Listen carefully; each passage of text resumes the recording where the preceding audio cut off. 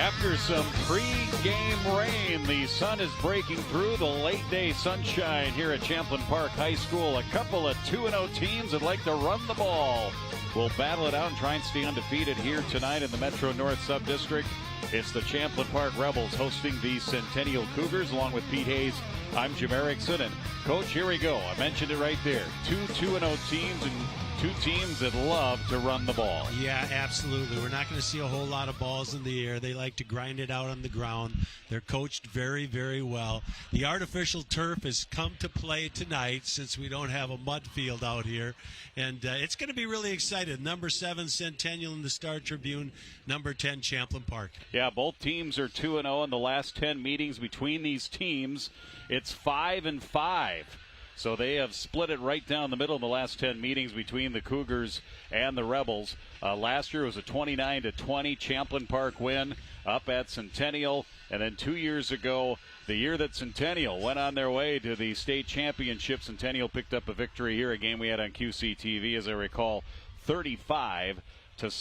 Champlin Park with the orange accents here, the blaze orange. That's a Play for Max night here tonight, and the Play for Max Foundation, the young hockey player that was lost to cancer a couple of years ago, the goaltender, and it's a Play for Max here tonight. Every game is a Play for Max, and a lot of that blaze orange here at Champlin Park. Week 3 of the high school football season. Already week 3 too, Pete. It's just amazing how fast it goes. I'll tell you what, after that rain stopped, it is really nice out here tonight. It cooled off a little bit, and we're ready to go. And, these two teams are really evenly matched, Jim, so specialty teams could come into play.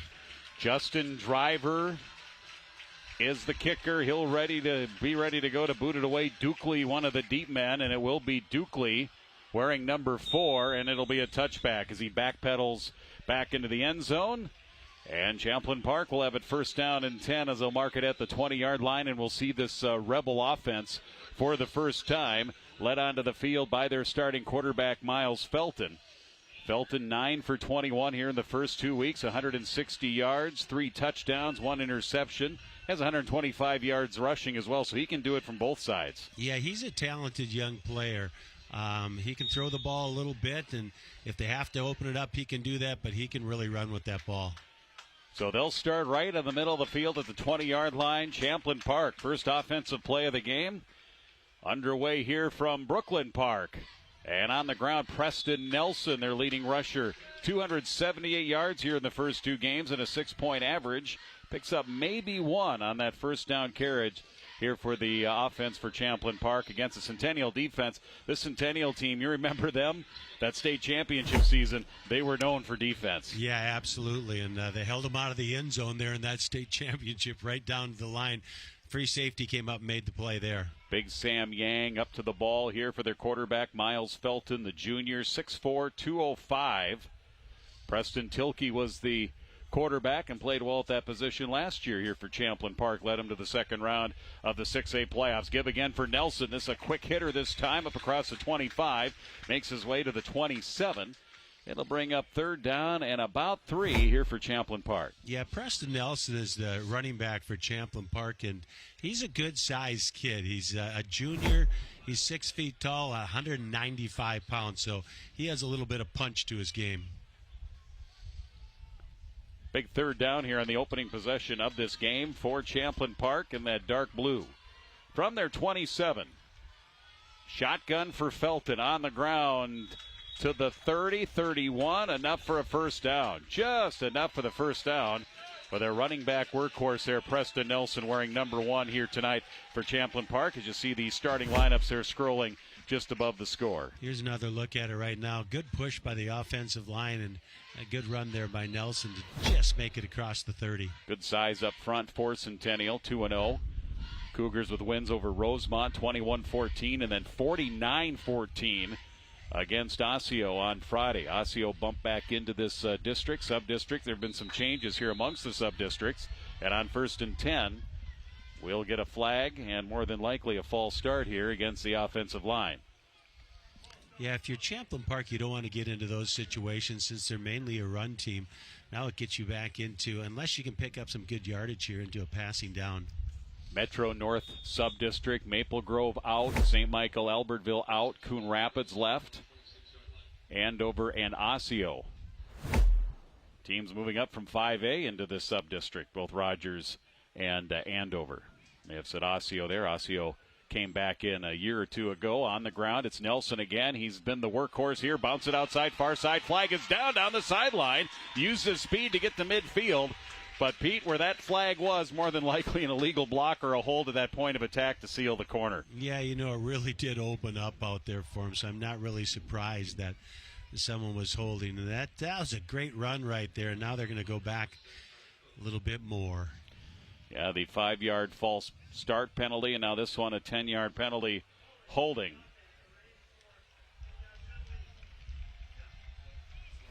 So from the spot of the foul, it's going to be first down and long here for Champlin Park. Here's another look at the outside. See it right there, a little jersey tug. Yeah. Probably could have been a jersey tug on both sides, but one side can't do that. First down and 20 now. It was first and 15. That holding call was about 5 yards into the run. Penalized 5 yards there. Back to pass. Felton scrambling. Now he'll try and run. Oh, and he gets hit hard. Right at the 23-yard line with that plant for Centennial was Tristan Melquist, 200 pounds, a junior. Linebacker came over and gave the quarterback a shot. Well, he could have got out of bounds here, but he wanted those extra yards, and he paid for it right there. And you know what? It was a great shot right at shoulder level. So a good no call there. But a nice little pickup for Champlin Park. Second down and 7. Landon Olsen-Gray will split out to the right side along with Trace Fitzgerald, who also is their kicker and punter. Quarterback Felton rolling again, this time to his right. The lefty will chuck it down the far sideline. Single coverage. There was some hand checking, but no flag on that intended pass for Landon Olsen-Gray. The wide receiver down that right side, they had man-to-man coverage, but it was overthrown. Yeah, I guess you'd call that sticky coverage right there. And here's another look at it. The southpaw gets out of the pocket. He really lets it fly right here. And good, little bit of hand battling right there, but good no call. And we do have some wind here. We've got some wind gusting into the booth. You look at the flag here to our left at half-mast, as all flags are. Yeah, and that was with the wind. Yes, that was with the wind. But even sometimes a wobbly pass with the wind can be affected, correct?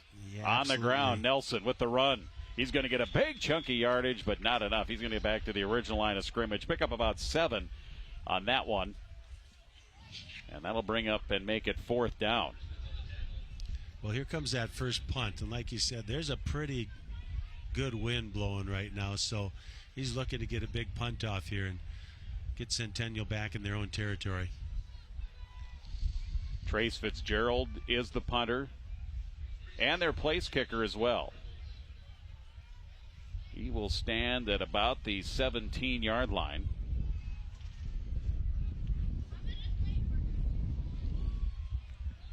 And he'll get that up into that jet stream. And, there's going to be a fair catch interference. Champlin Park will grab it, but this will be coming back, and it will be penalized. The punt returner, Nolan Larson, had no chance, even though it was a fair catch. You still have to allow him to catch the ball. And it's a pretty good box out by the Champlin Park player, but totally illegal. Yeah, so that's going to put Champlin Park in a little bit better position. Here's another look at it, and yeah, he didn't let him get to it. No, so and that's call. Eric Lukes. He just didn't know. He was kind of looking the other way. He didn't know. I don't think he knew where the ball was, and he didn't know that the return man was coming up from behind. Well, good field position for Champlin Park here. The penalties killed, not Champlin Park, Centennial. The penalties killed Champlin Park on that first possession. This is going to give Centennial from the spot of the foul, very good starting field position here on their first possession of the game. Champlin Park got a first down on the opening set of downs and then ran into penalty trouble, had to punt it away, and now we'll see the Centennial offense here for the first time. Isaac Belinsky-Strauss, second-year starting quarterback here for the Cougars. And they'll start it out 1st and 10 with the option, and he will keep it. And Strauss inside the 40, close to the first down as he slides his way. They're going to mark him down at the 39, and a gain of 8 for Isaac Belinsky-Strauss. 56 yards rushing, 57 yards passing, 8 of 11 on the passing side. Just hasn't passed for many yards with 1 interception. Like I said, they like to keep it on the ground. Boy, I like that first run by him right there. Really gutsy and a whole bunch of beef in the line for Centennial. They only had 1 player in the backfield. Wing right, wide left, excuse me. Wing goes in motion, and again, here's the quarterback. He's going to hold it. That's Belinsky-Strauss. Gets a first down. Down about the 30-yard line. That's a gain of 7. And these first 2 plays, very good push from that offensive line here for the Centennial Cougars. Their guys up front, Britton, Biancani, Nelson, Zarezane, their tight end Alex Kane as well. 2 plays and a first down. Belinsky-Strauss right there. Nice job putting the ball in the halfback's belly, taking it out, finding some good yardage. 30-yard line, 1st and 10 for Centennial. Their lone back, Toby Cerna, flag down. Play goes to the left side, loose ball. And Champlin Park says they have it. There is a flag. And they are still trying to I'm not sure who has the ball. Grab that ball. Definitely a flag on Champlin Park. A couple people in motion at the same time. Looked a little discombobulated there. Ball came out, but it looked like he was down. Well, they're going to give it to Champlin. They're going to give it to him. From that one angle, it was down, but then from the other angle, it looked like it was stripped loose. Well, and there is head coach Mike Diggins, 16th year as a head coach, 35th year at Centennial. Here's one more look. Yeah, let's take a look. He never really secured it. Yeah, it was out. Yep. It was out before. That was fullback Caleb Melser. So a break here for Champlin Park. Centennial had a nice possession up to that point. The flag that was thrown was against Centennial, so it's declined, and Champlin Park will get the ball back from their 29-yard line. No score. We're in the first quarter. Week 3 football on QCTV, along with Pete Hayes. I'm Jim Erickson. Miles Felton, Champlin Park quarterback. Play action off of the shotgun. Now he scrambles, able to make something out of nothing there. Pick up 11 and a first down. Well, Champlin Park giving a little bit different look right there, coming out ready to throw on that first down. But when he saw his receivers weren't open, he tucked the ball, picked up 10 yards. Good decision making there by Miles Felton. 9 of 21 passing on the season, 160 yards, 3 touchdowns, 1 interception. Mentioned earlier, 125 yards rushing coming in after 2 weeks with 1 touchdown rushing as well. So effective both running and passing. 2 backs in the backfield with him. He's going to give it to Nelson again.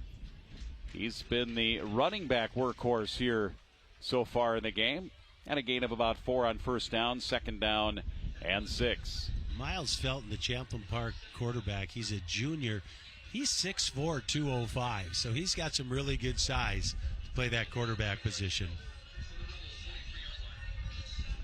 Champlin Park 2-0 on the season.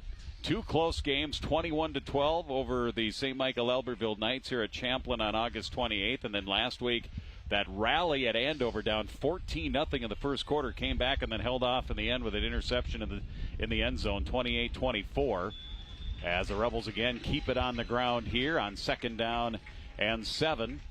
And again, it's Preston Nelson. Now here's another look at that run by Nelson. Got into that hole real quick. Nice tackle by Centennial. But, if Champlin would have stayed out of penalties there that first drive, they were moving the ball, and they're moving it here on the ground. 3rd and 3. Offensive line for Champlin Park. Cooper, McNamara, Yang, Schornstein, and Tucker up front. Isaac Axness is the tight end. Here's 3rd and 3. Felton, option, pitch to Nelson. and he's close to the marker. Oh, that's going to be close, Jim. Good old-fashioned option play there to the short side of the field. Yeah, that's a nice-looking play right there. Good decision by Felton to pitch that ball, but it looks like they put him out of bounds a couple yards short.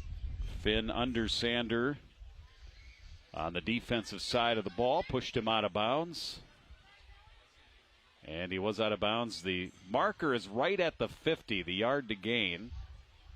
Well, they're going to go. Fourth down. They're going for it on 4th and 2 here near midfield, just across the 47 to the 48-yard line. They're going to whistle this down. Movement along the line of scrimmage.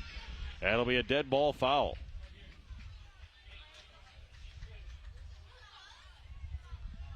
Well, there we go. That's the easy way to get that first down. This time the defense gets caught in the neutral zone. And I'm sure Coach Diggins is not real happy about that play right there. But, yeah, he was in there. That's a good call by the officiating crew. Champlin Park now on the Centennial side of the field. They've crossed the 50. They're at the 47, under 5 minutes left to go in the first quarter. No score.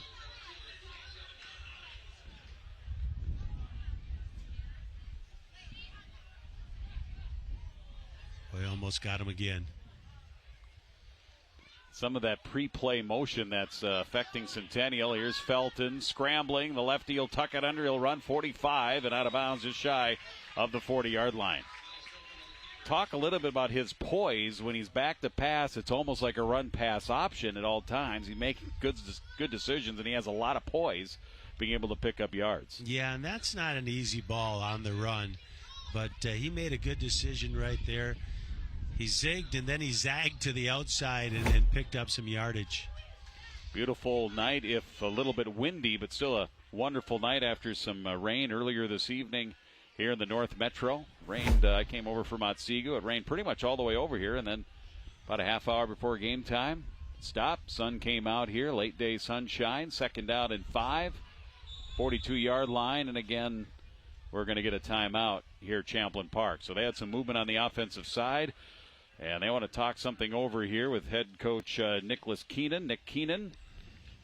Eden Prairie grad, played there for Mike Grant. 5-year head coach at Big Lake, and now in his 8th year as a head coach here at Champlin Park, just the 3rd head coach that the Rebels have had, going back to their creation back in, 93, 94, somewhere in there for Champlin Park High School. That sounds about right. I actually grew up in Champlin and ended up going and playing at Anoka High School. So us Champlin kids used to go across the river and join in with the Anoka kids. And, man, there's 1,000 kids in my class.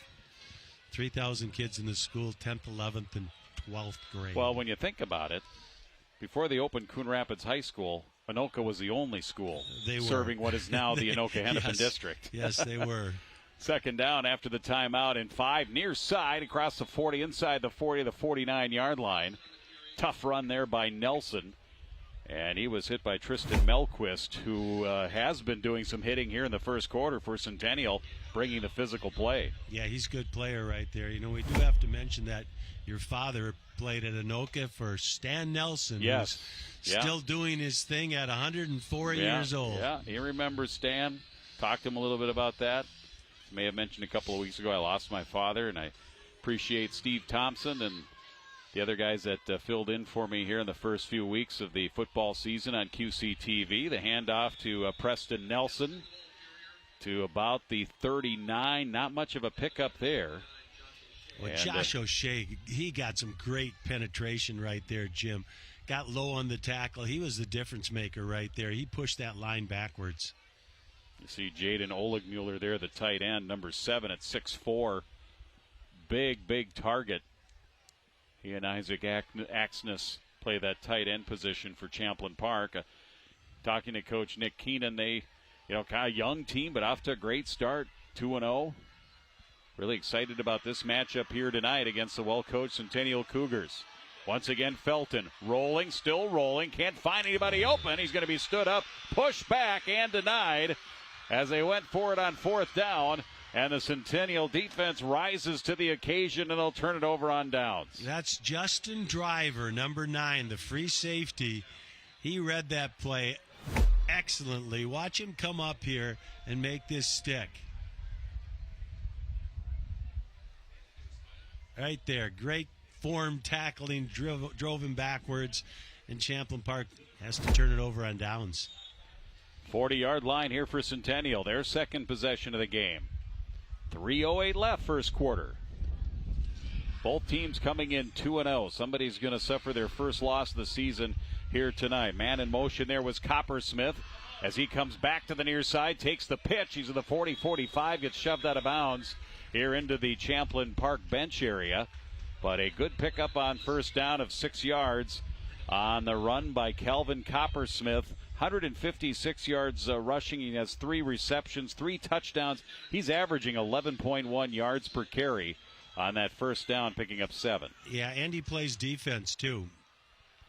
After the mark, we'll make it a 6-yard pickup and call it 2nd down and 4. They'll go right back to Coppersmith again to the left side.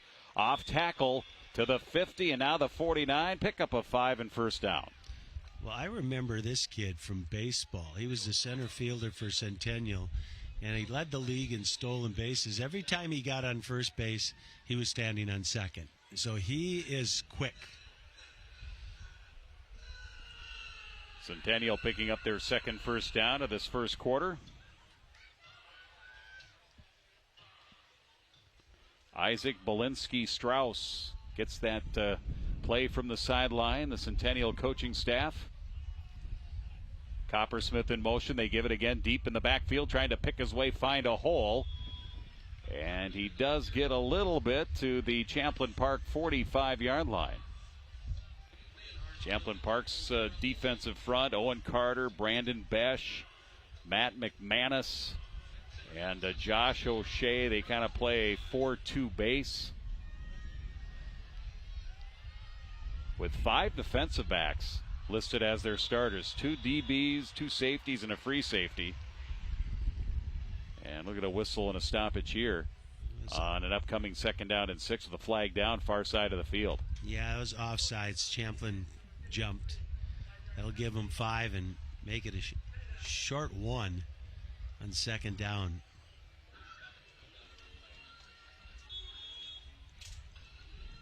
No, possessions are at a premium tonight, Jim, so you got to take advantage of them. You know, this first quarter's just flown by, and each team's had the ball twice. Mentioned Belinsky-Strauss, their starting quarterback last year. 488 yards passing, 479 yards rushing for him, and he has it here and spins and turns his way for a Centennial first down, taking advantage. Now, on 2nd and 1, you might see a team, they might try and go for it, go for the house on 2nd 1, 2nd and short. Here they just keep it simple to make sure they get that first down, and they do there the third of the first quarter here in the quarterback keep. Yeah, Mike Diggins, he's just going to grind it at you. He's going to say, we're better than you are up front, and our kids can run the ball, and that's what he did right there. But you're exactly right, Jim. Usually a team might take a look, and you still got 2 downs to make it. Fullback Caleb Melser in the backfield here behind Belinsky-Strauss. Under center, Coppersmith takes the inside handoff, zigzags his way to the sideline. He's towards the marker and going to be just shy of the first down by a yard. That's a 9-yard pickup here for Centennial. And their running game here starting to roll and running downfield here on a 2nd and short. Again, it'll be 2nd and 2. Yeah, they're really working Coppersmith right here. He's been a huge part of this drive. Want to thank Centennial Activities Director Matt St. Martin for some of our pregame preparation for the Cougars. Had a chat with Matt over on that far sideline.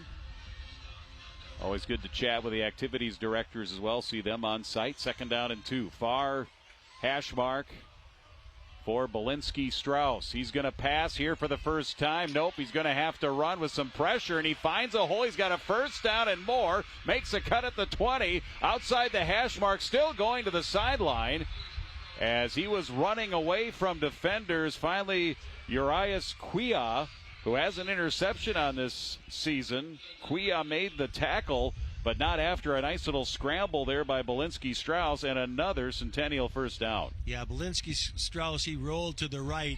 Once he went back to the left, it just opened up for him. And his eyes got big, and he picked up big yardage right there for the Cougars. Inside the red zone, first down and goal. They got to go the full 10.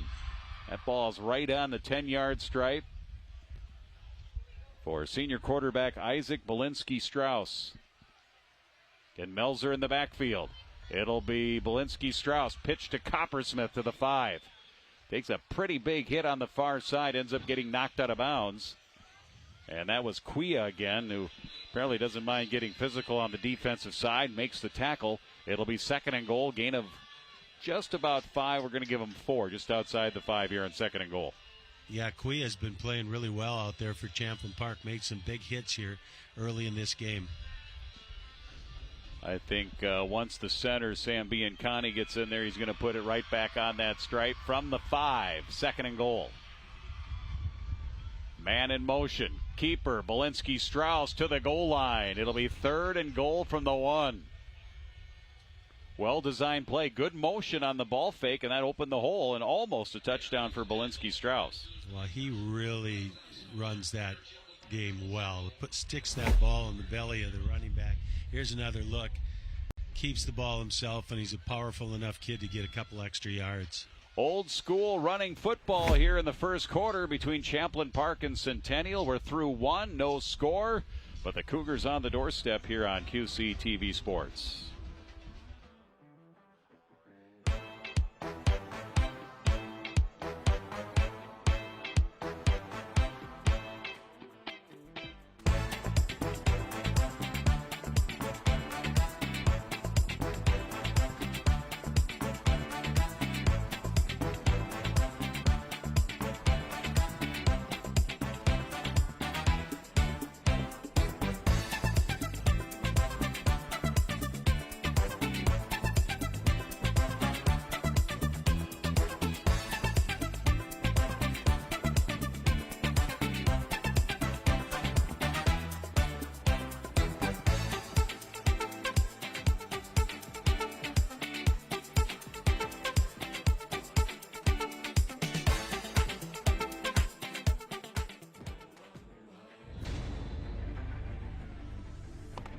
Second quarter, no score, but as we mentioned, Centennial on the doorstep here at about the 1-yard line. Now right to left. Lineman Ashton Tucker, offensive lineman.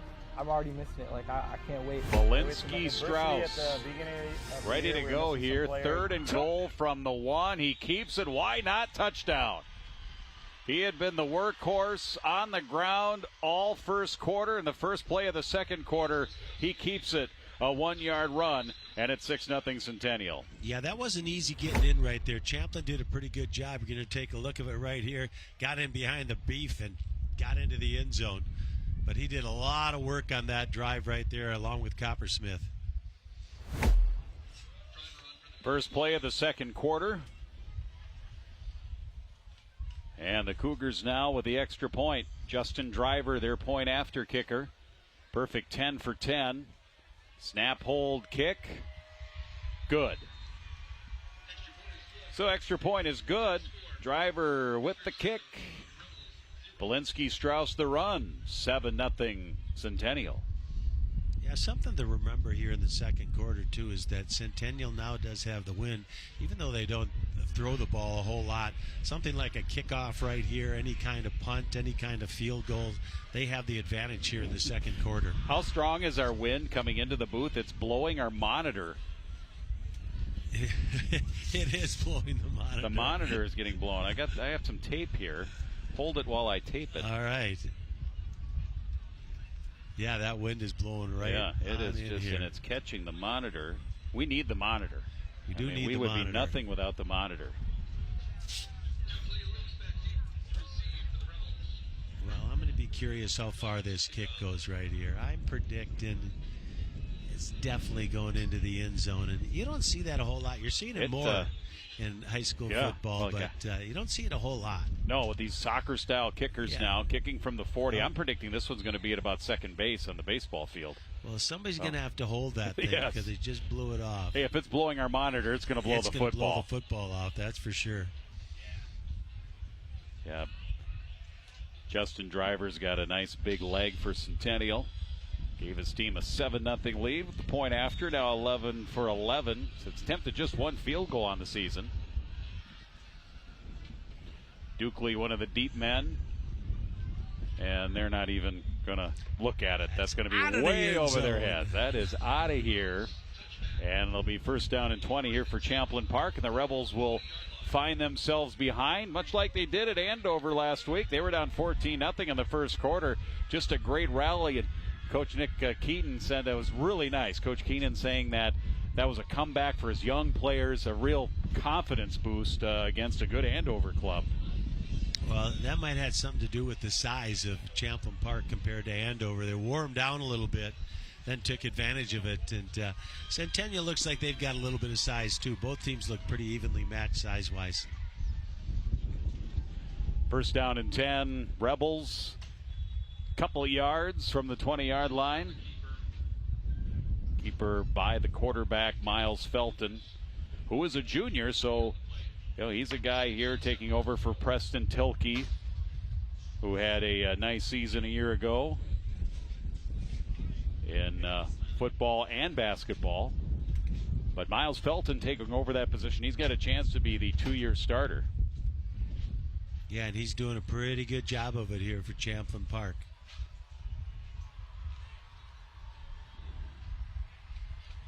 Picked up 3, second down and 7. Felton, one step out of the shotgun, and his throw here to the near side intended for Musa Dukley, incomplete, out of his reach.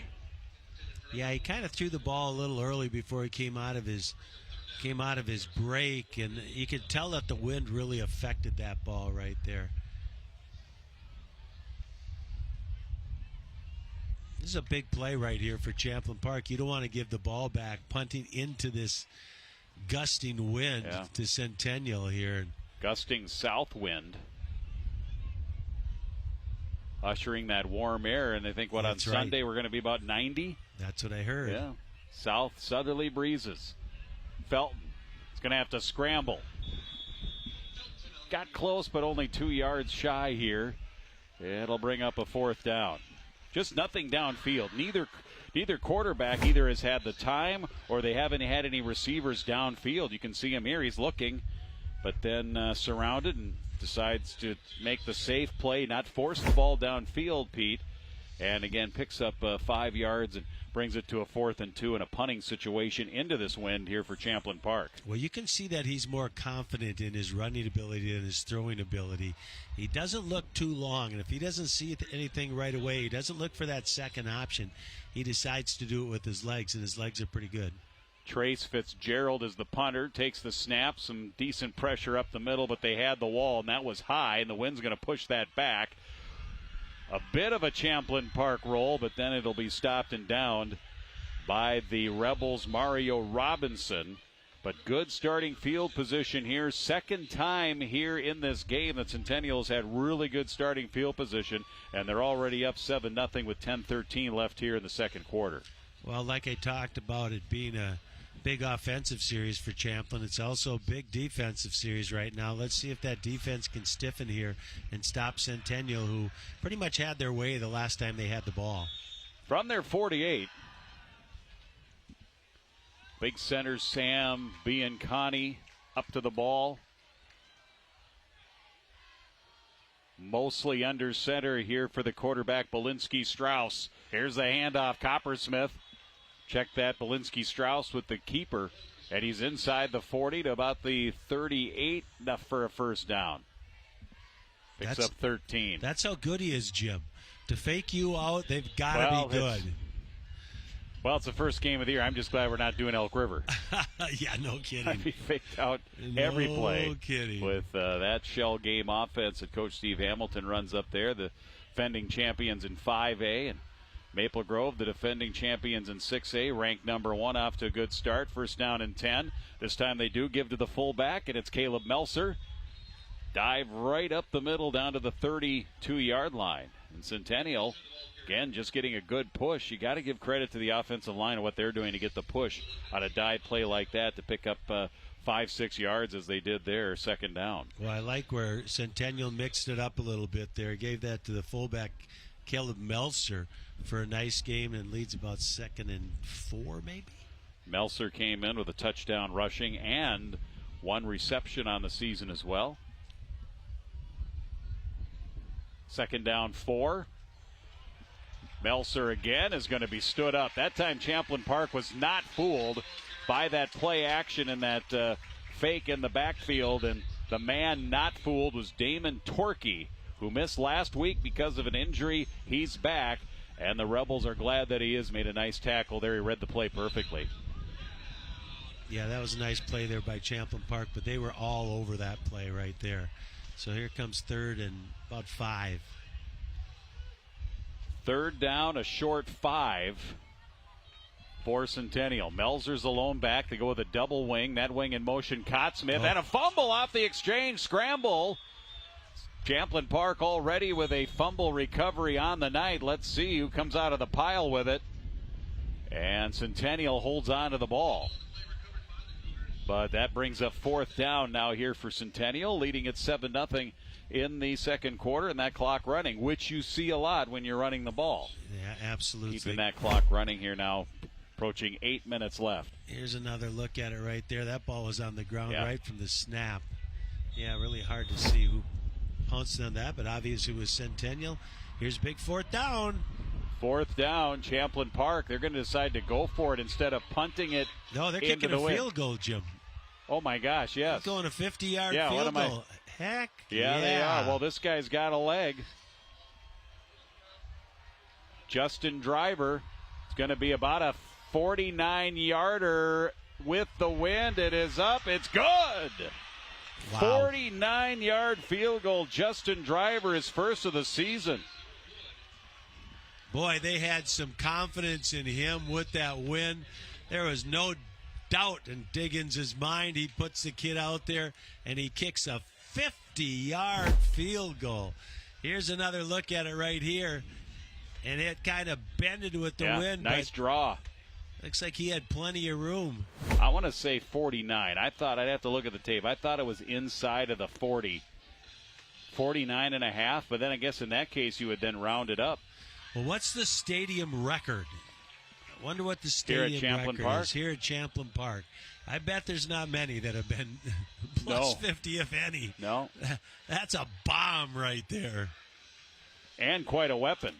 And Yes. it doesn't help to have a gusting wind of at least 25 miles an hour behind you coming out of the south. But I love the confidence right there, you know. So Driver right back at it at the 40. Good chance he'll blast this through the end zone.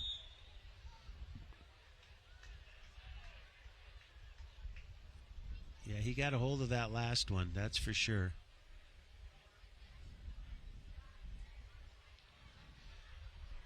And easily, he's trying to put it through the end zone and through the uprights. He almost did. So it'll be 20-yard line here for Champlin Park. In that instance, the return men are back there just to probably count to make sure they don't have too many men on the field, because there's just no way there's going to be return on that. So it's a 20-yard line start here for Champlin Park. They now find themselves down by 2 scores, under 8 minutes left to go in the second quarter with a 10-0 score here. And they really want to try to get something going offensively here to sustain drive. And when they've had sustained possession, they've run into some penalties. First down and 10 from the 20. Hand off this time, Preston Nelson. 2 or 3 on the carry. Tackled by Andrew Person for Centennial. Number 12 came over. They'll be second down.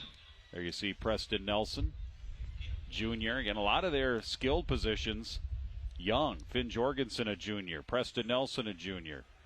Trace Fitzgerald, a junior. Oleg Mueller, a receiver, is a junior. Of course, Miles Felton, the quarterback, is a junior here for Champlin Park as well. Yeah, they do have a very young team. They're going to keep getting better. To Nelson. No play action. Here's the pass across the middle on that seam pass, but it is overthrown. Trying to get it to the tight end, Isaac Axness. And again, when you're against the wind like that, it's just hard to put it right on the money.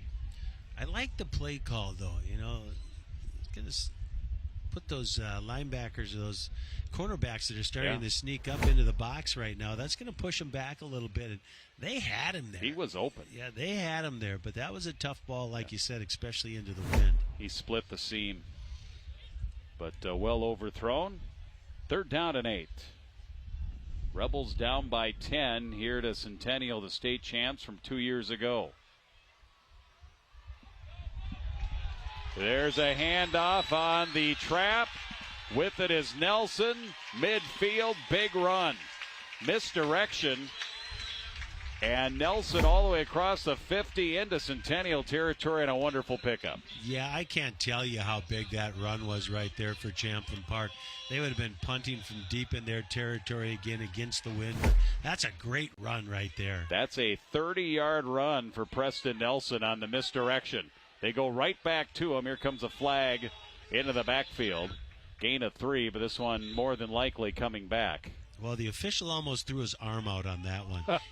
He threw that. The yellow Well, he flag, had to throw it because of the wind. Because of the wind, exactly. That thing's laying out there at the 50-yard line. But, yeah, he threw his arm out on that one.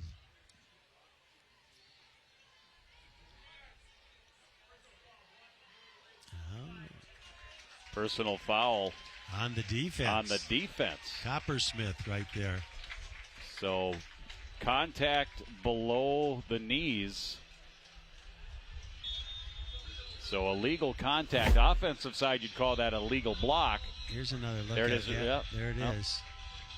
Good job by our crew, and a good call by the official. So, Champlin Park gets a little boost here, a 15-yard penalty down to the 30-yard line. Trying to get on the board under 6.5 left in the first half.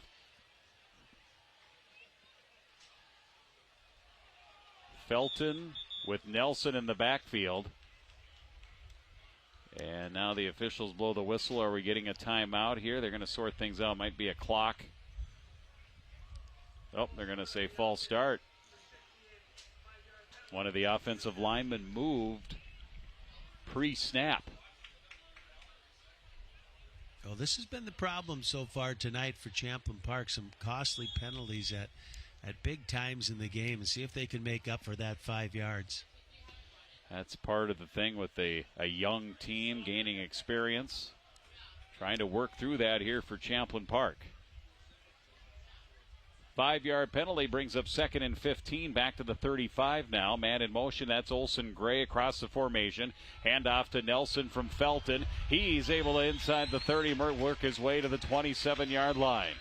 Quick dash here off the right side, off the tackle, and he's acting like he got hit up high a little bit there. Nothing coming out of that. It's to the 28-yard line. He got a big chunk of it back right there, about 8 yards. So nice play by Champlin Park. Here's another look at it. Some good blocking up front opened up the hole for him, and he hit the hole quickly. Then got pulled back. 2nd down and 8, picking up the 5 yards, +2 off that penalty. Gain of 7. Nelson, 25, bounce it out 20 to the sideline to the 10, still going. Takes on a tackler, and he's inside the 5 to the 3, and for the first time tonight, Champlin Park in the red zone, and they've got a 1st and goal. Preston Nelson, he's feeling it right now. He's doing it all on this drive. And Champlin Park finds himself in scoring position here. Here's another look at it. Hit the hole well, turned on the speed, broke a tackle, got down close to the goal line. 1st and goal, and nowhere for Nelson to go. It'll be 2nd and goal. Well, I wouldn't be surprised if Champlin uses all 4 downs down here with that wind. I don't know if I'd want to try to kick a field goal into the wind, no matter how close you are. It could be a 20-yarder. It's like it'd be a two-club wind. Yeah, absolutely. So basically, you say you got to kick it like it's a 40-yarder when it's a 20-yarder. 2nd down and goal, push back to about the 4. Felton pitches Nelson, tries a zigzag. He's being pursued and dropped.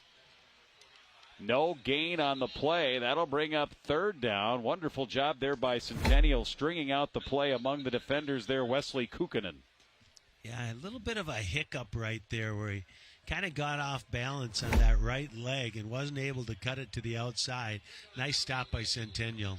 So after having first and goal at about the 2, they're now at the 3. Third and goal, far hash mark.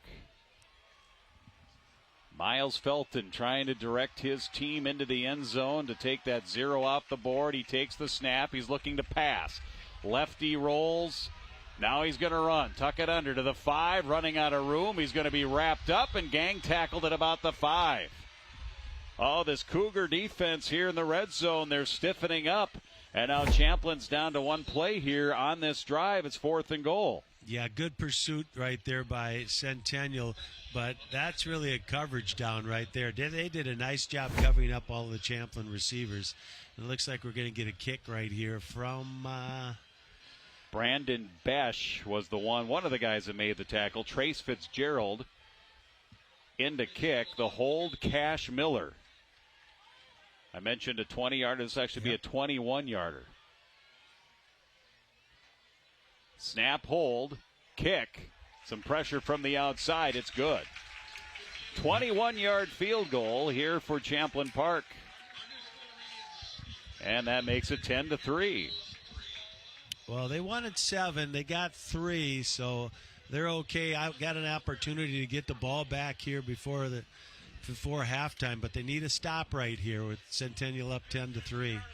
Trace Fitzgerald, that's his first made field goal. Both of our field goal kickers coming in here. Driver for Centennial and for Champlin Park. Trace Fitzgerald had gone 0 for 1 from field goals and on field goals here in the first 2 weeks, and they both converted here.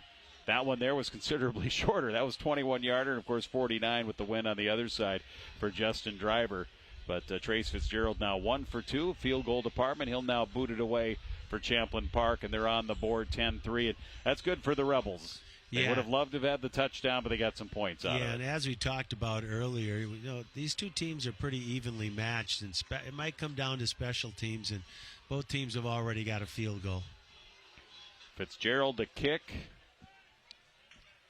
Tanner Dietrich, one of the deep men.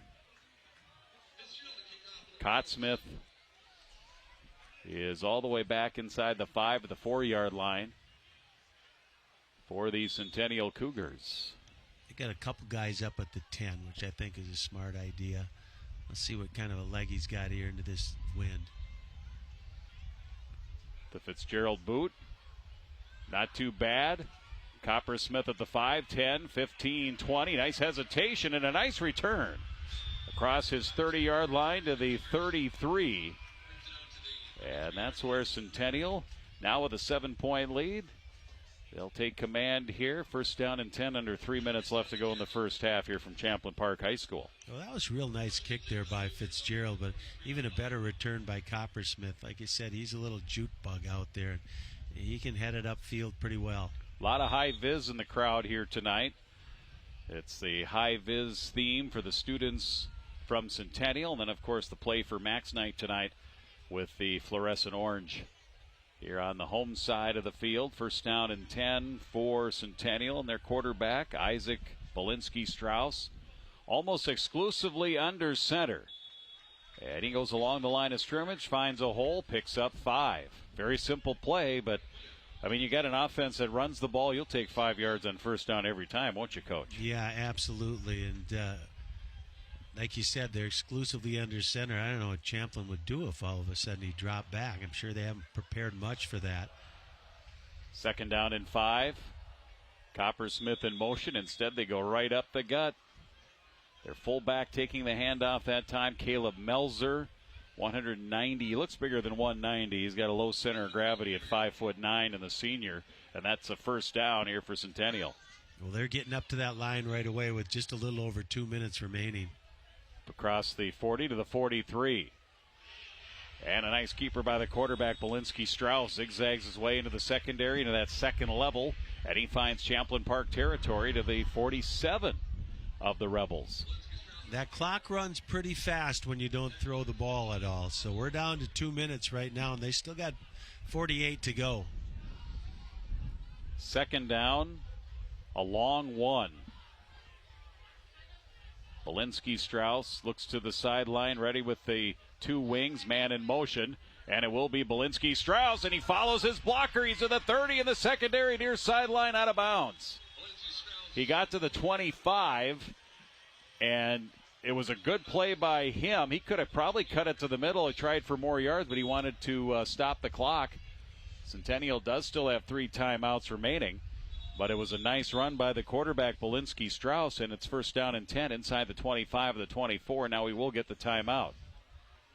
Well, I really like the way that he runs. He runs violently for a quarterback. He picks those legs up and puts them down, and that was a great run. And, you know, of course, Centennial wants 6 right now, but it's only a 42-yard field goal. Centennial will get the ball. Yeah, only 42. Centennial will get the ball to start the second half.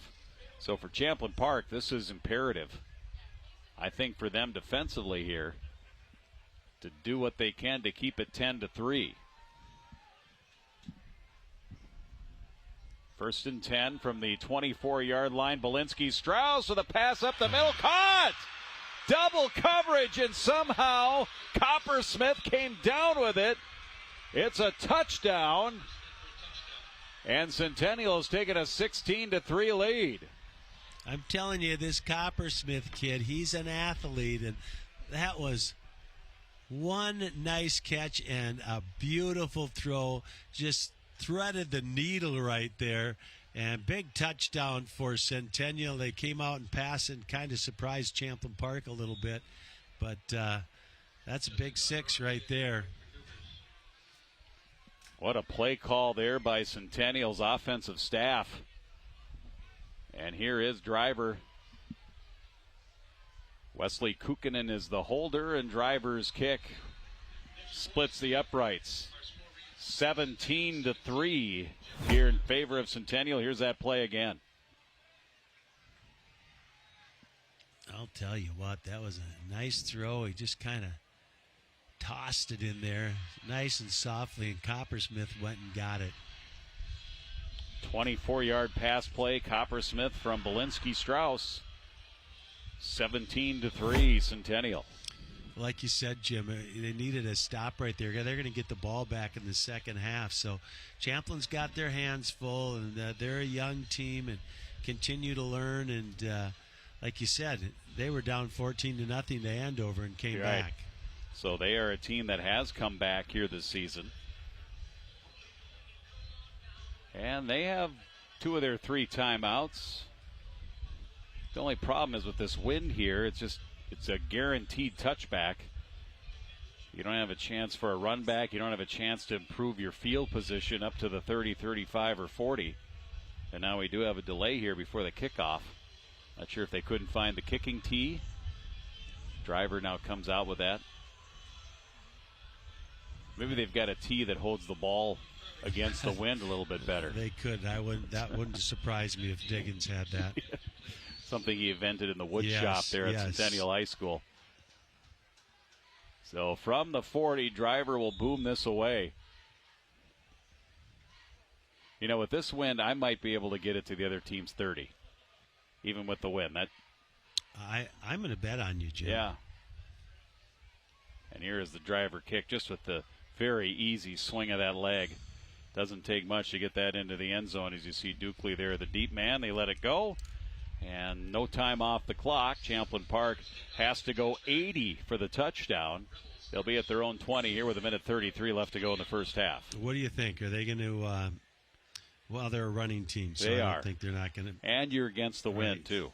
Right. So, yeah, I think they're just going to keep it on the ground. Hopefully that they can break a big one and get themselves in position to score. We are on turf here tonight. Just read a story about Minnehaha Academy. City of Minneapolis would not allow them to put turf in for a new soccer field down there, and they had to put in that synthetic turf, the same stuff they've got at Lambeau Field. Kind of interesting. From the 20, Felton with the pass. It's caught and immediately tackled was Olson Gray on the reception. Olson Gray came in with one reception, gets one there. Hurry up offense. Gain of 5. Felton with Nelson. 4 wide receivers here, 3 to the wide side of the field. Felton to pass. Good protection across the middle. It is caught right on the money to Fitzgerald. He's got a first down out to the 40.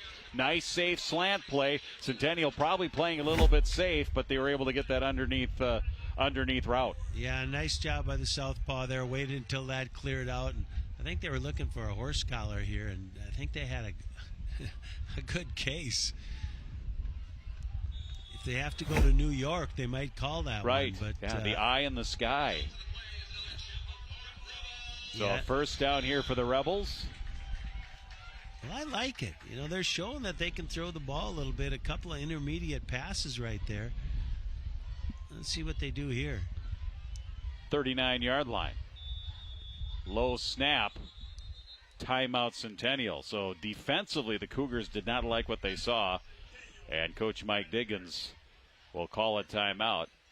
Mike Diggins is a girls hockey coach in the past. You were a girls hockey coach in the past. Anoka Centennial. You guys must have had some battles, huh? Oh, boy, I'll tell you what. But I really enjoyed coaching against him, and he never left a rock unturned. And he coached hard, and I know his son's on his staff, and he coaches hard. Mm-hmm. So, yeah, Mike's a good guy, and he's a really good coach. And he showed that a couple of years ago winning the state championship, so I was really happy for him. Yeah, of course, talking about hockey, Centennial recently redid their Centennial Sports Center, redid the inside, renovated, shrunk the rink, which a lot of those Olympic-size rinks, much like what they did at Mariucci, shrinking it down. I think they shrunk it to more of a hybrid, if I remember correctly, talking to Rich Menney when they did it.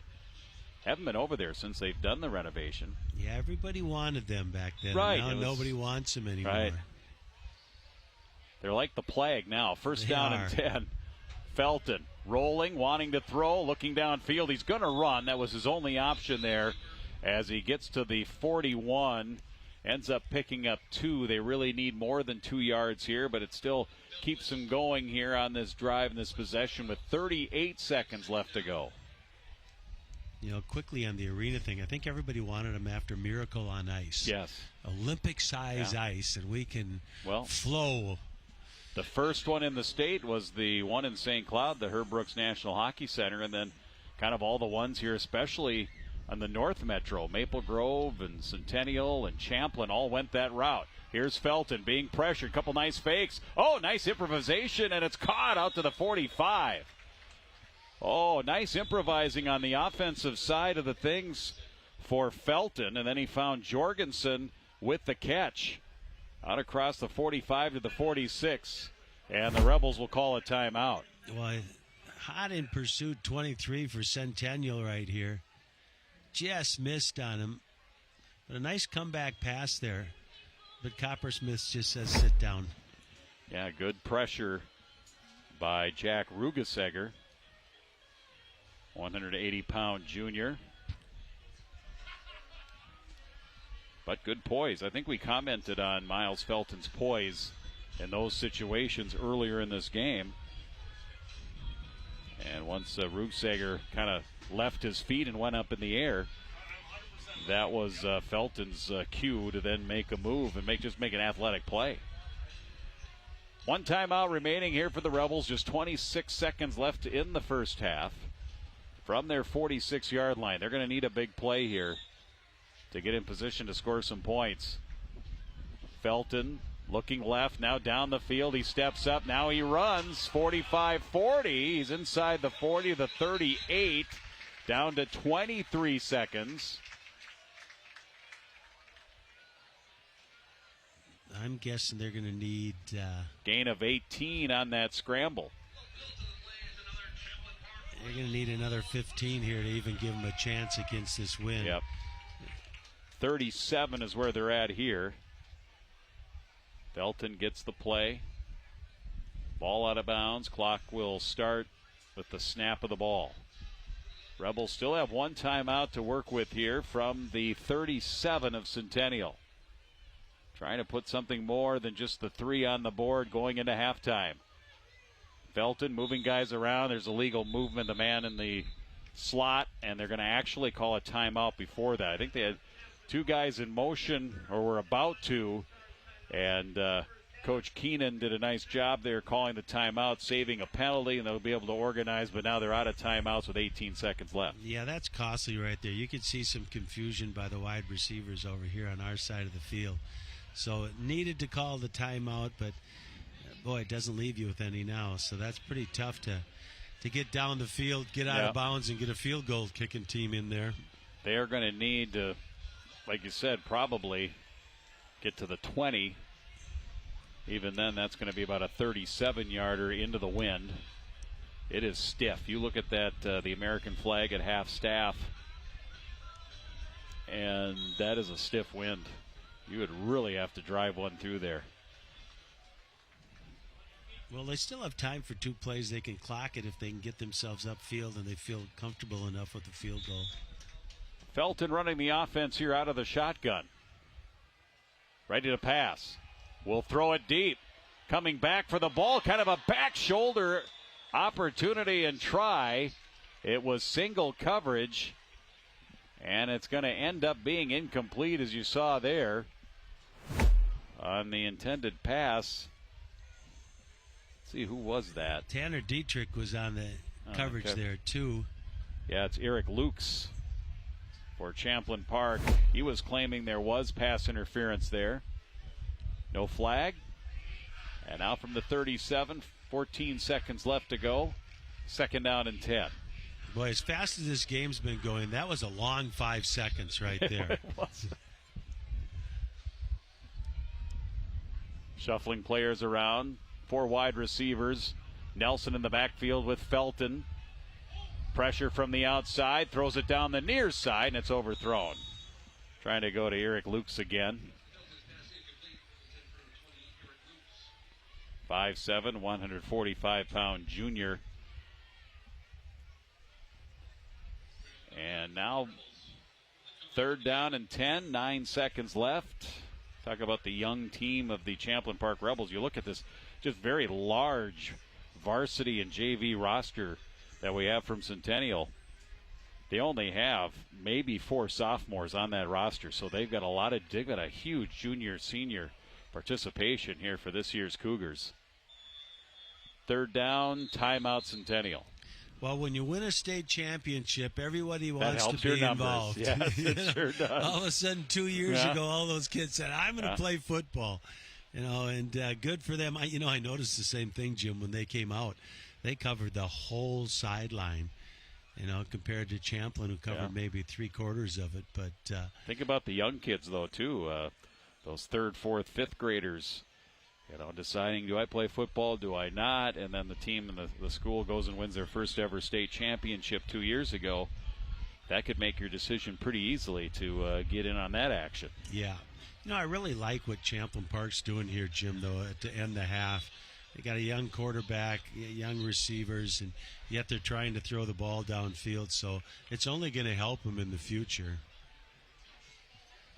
They will have the wind in the 3rd quarter. Centennial will get the ball to start the 2nd half. And with 9 seconds, we'll see time for 2 more plays if they hurry. Felton is going to throw it deep to the end zone. Ball up for grabs, and it was tipped away at the last moment. It looked like Dukley had that timed. And on the coverage was Kukkonen, and also back there was Undersander. And I don't know if anybody got it. I think Dukley went up and it just through his hands, but there was a lot of defenders, number of defenders around him there. It was not an easy routine catch by any means. Yeah, he aired that ball out pretty well, though. Nice pass.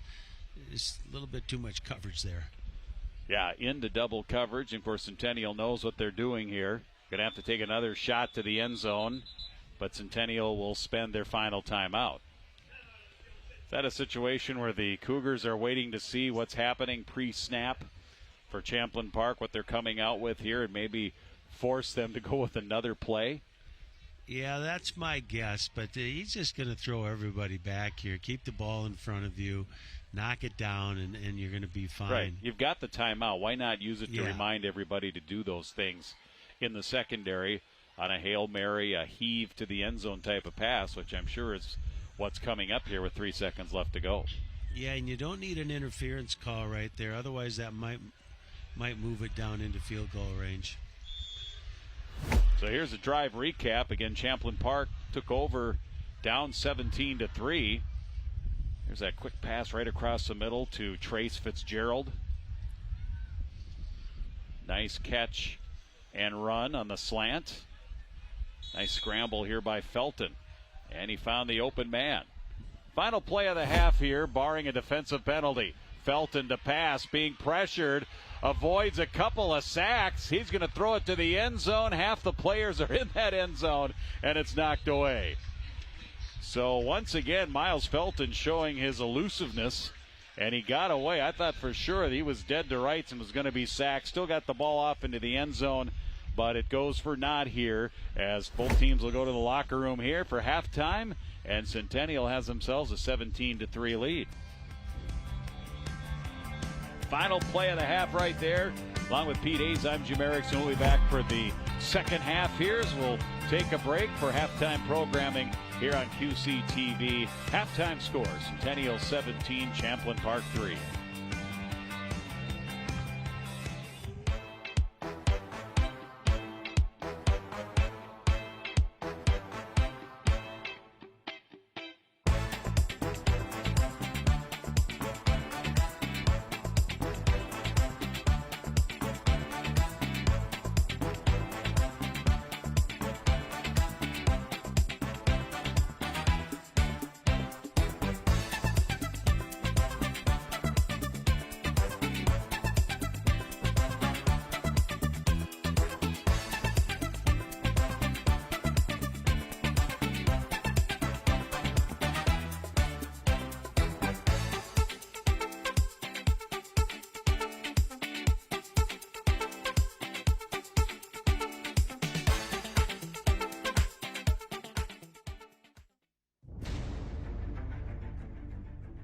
We get some time here today to speak with eighth-year head coach Nick Keenan here with Champlin Park Rebels. Running back Preston Nelson, Will Agunti, defensive lineman Ashton Tucker, offensive lineman.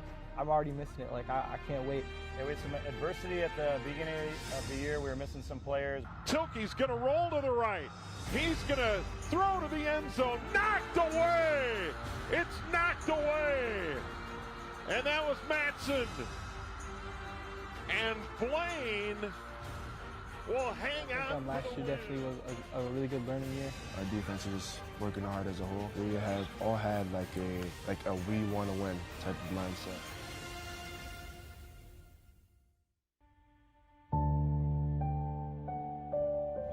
How does preparing for that opening of football and that whole football season go for you during that time? Brand new weight room, great scoreboard, donated by our Traveling Baseball Association.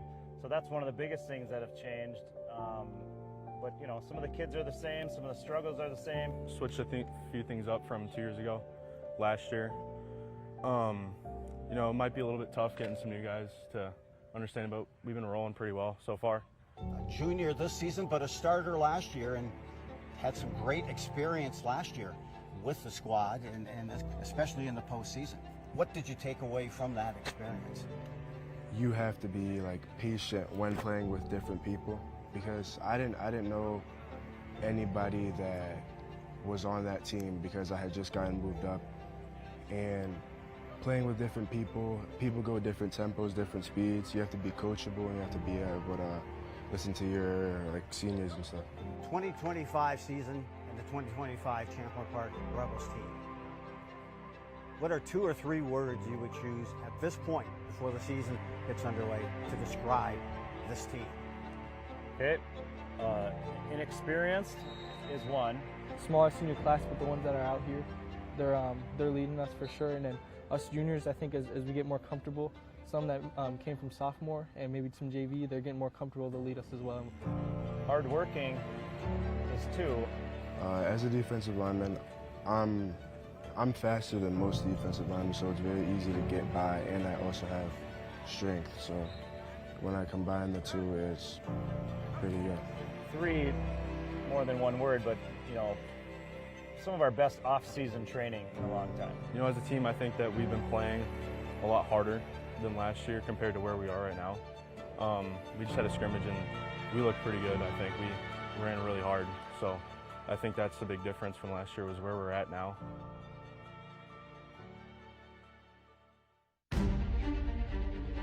Ready, set, go.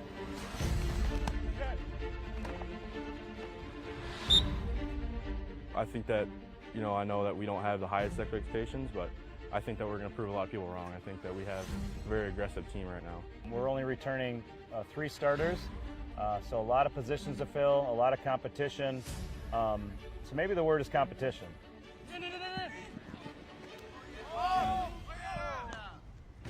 I think we're gonna be solid. It's a new team. Like for me, all the seniors kind of left, so I wasn't like worried, but I was anxious to see what we'd be like, and we held our own. We did good. I'm really excited. As long as we all work together, I think we'll be fine. Our offensive linemen have really worked hard in the off-season, and so have our defensive line. So we touched on it earlier, but I think those guys have a really good opportunity if they can keep working technically on their steps, doing what Coach Corton asked them on the offensive line and what Coach Oakley and I asked them on the defensive line. You're not getting any type of a rip or any type of a move with your arms. You're not throwing it. You're just coming straight off, and then you can just do this.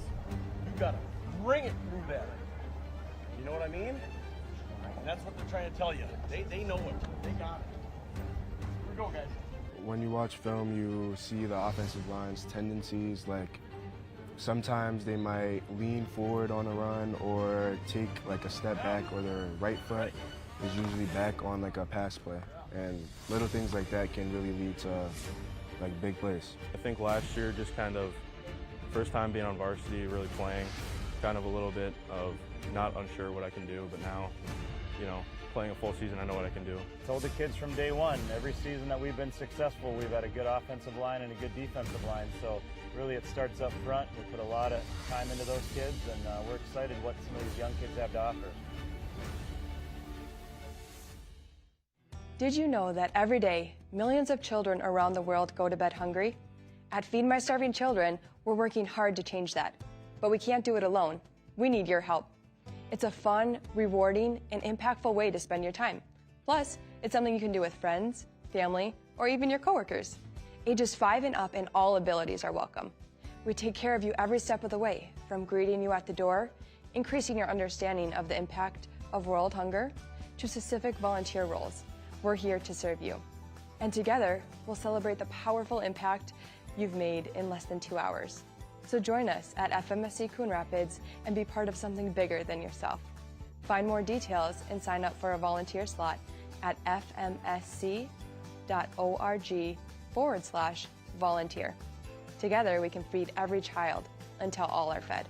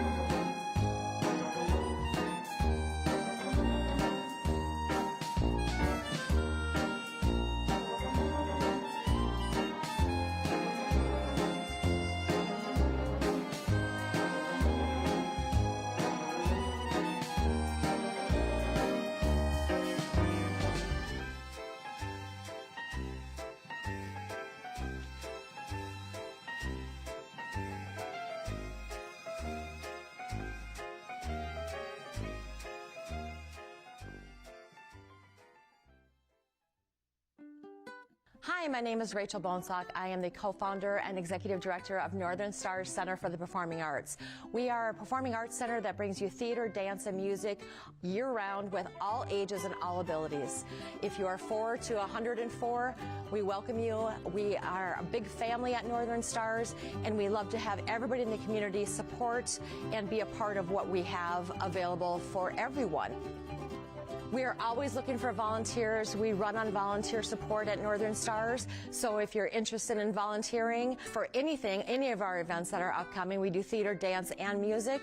And we have a large event center that we hire artists, professional artists to come in and entertain the community as well as our theater. We would love to have you join us.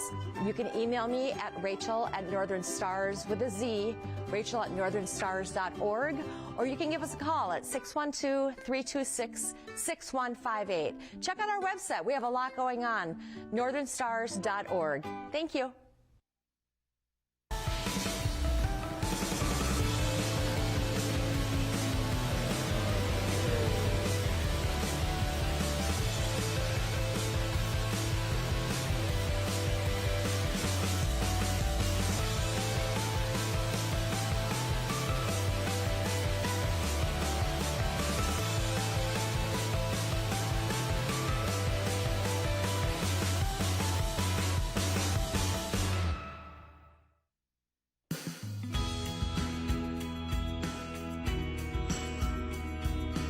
Hi, I'm Jeff Johnson, the Executive Director at Can Do Canines, where we raise and train assistance dogs to transform people's lives. Our dogs fetch more than just toys.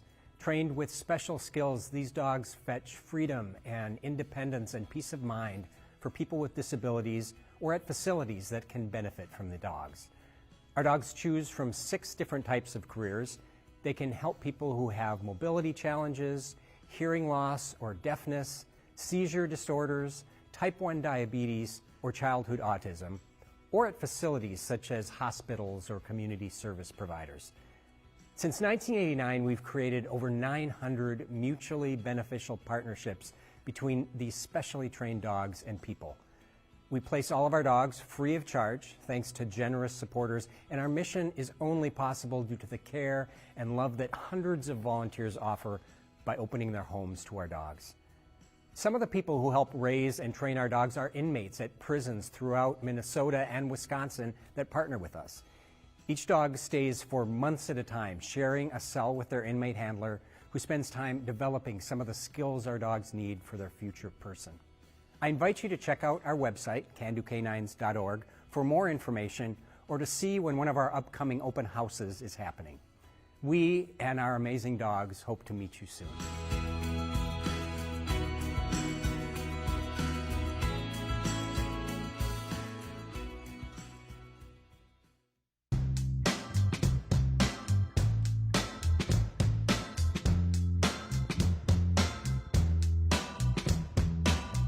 On this edition of Lunch with the Mayor, I am hanging out with Julie, a 40-year veteran at the City of Champlin. So when I first started back in 1982, I was the administrative clerk, and then I became administrative secretary, and then I worked in human resources, and then in 2022, I became the city clerk. So, and in my city clerk role, I administer the elections, I issue business licenses like tobacco and alcohol and gas and THC, food trucks, all those different things. So today we are at Ginza Sushi and Grill, a must-visit destination for sushi, hibachi, and much more. One of your favorite restaurants here in Champlin, Ginza. It is. It is. I love them. I usually get the hibachi steak, and it's always, the meat is always very tender and it's very flavorful and whatnot, so that's one of my favorite things. My son Abel came along as well and was feeling adventurous with his culinary palate. As Julie, Abel, and myself ordered our hibachi, the generous staff at Ginza brought out a stunning assortment of sushi platters, and we were in awe of these beautiful works of art.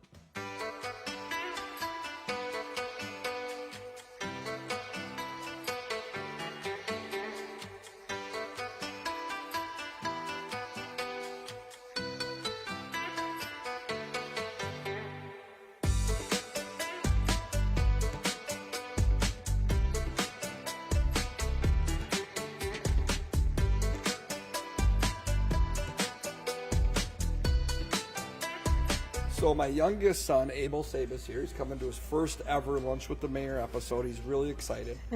And he has a question for Julie that he is just dying to ask. What is that question, Abel? What's your favorite part of the job? What's the favorite part of my job?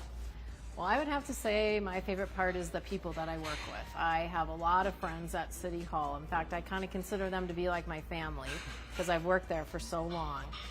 In fact, we have a lot of employees that have actually worked for the city for 25 years or more. I'm not the only one that has a lot of long service at the city. So, and it's really nice. They help me with, when I need help, they help me with things, and it's just kind of fun to go to work and you know, see everyone. So one thing that I look at your position as pretty exciting is when I myself as mayor or a council member or new commissioner raises their right hand and gives their oath of office, you get to administer that. And I think that's pretty exciting because for me and my family, when I had my kids there and my wife there, that's a big moment in our lives and something we'll look back on for forever. Right. And my kids will be able to look back on, you know, long after I'm gone. And you get to be an integral part of that. And so tell me a little bit about your thoughts on that. You know, you're right. I didn't really think about it that way, but I do enjoy issuing the oath to the council, and I was really happy to be a part of that for you when you were being sworn in as mayor. We do it for all the commissioners as well. So council serve a 4-year term, and council and mayor, and then commissioners serve a 3-year term. So every time their seat is up, and if they're reelected, then we need to reissue the oath. And basically they're just saying, like, I agree to uphold the office and, you know, serve to the best of their ability and whatnot. So, and look at how beautiful this is. You just can't, it's just amazing. So thank you very much. It was a fun day. Lots of different options. I hope you guys had fun watching. Julie, it's been just, I was excited for today's episode because you're such a special person at City Hall. And this was a great lunch. Thank you. And thank you to Ginza for their over-the-top generosity, craftsmanship, and delicious food. Champlin is lucky to have Ginza in the community. So be sure to dine in or try out their amazing takeout options.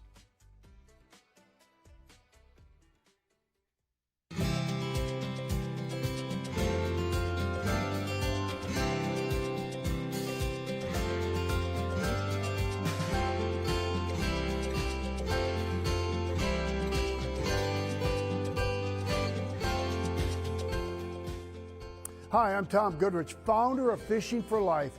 Looking for a meaningful way to engage your employees? Our REI program offers corporations the chance to make a difference while fostering teamwork and connection. We're mobile, so we come to you and we bring everything you need. Together, your team will rebuild thousands of rods and reels, giving them a second life.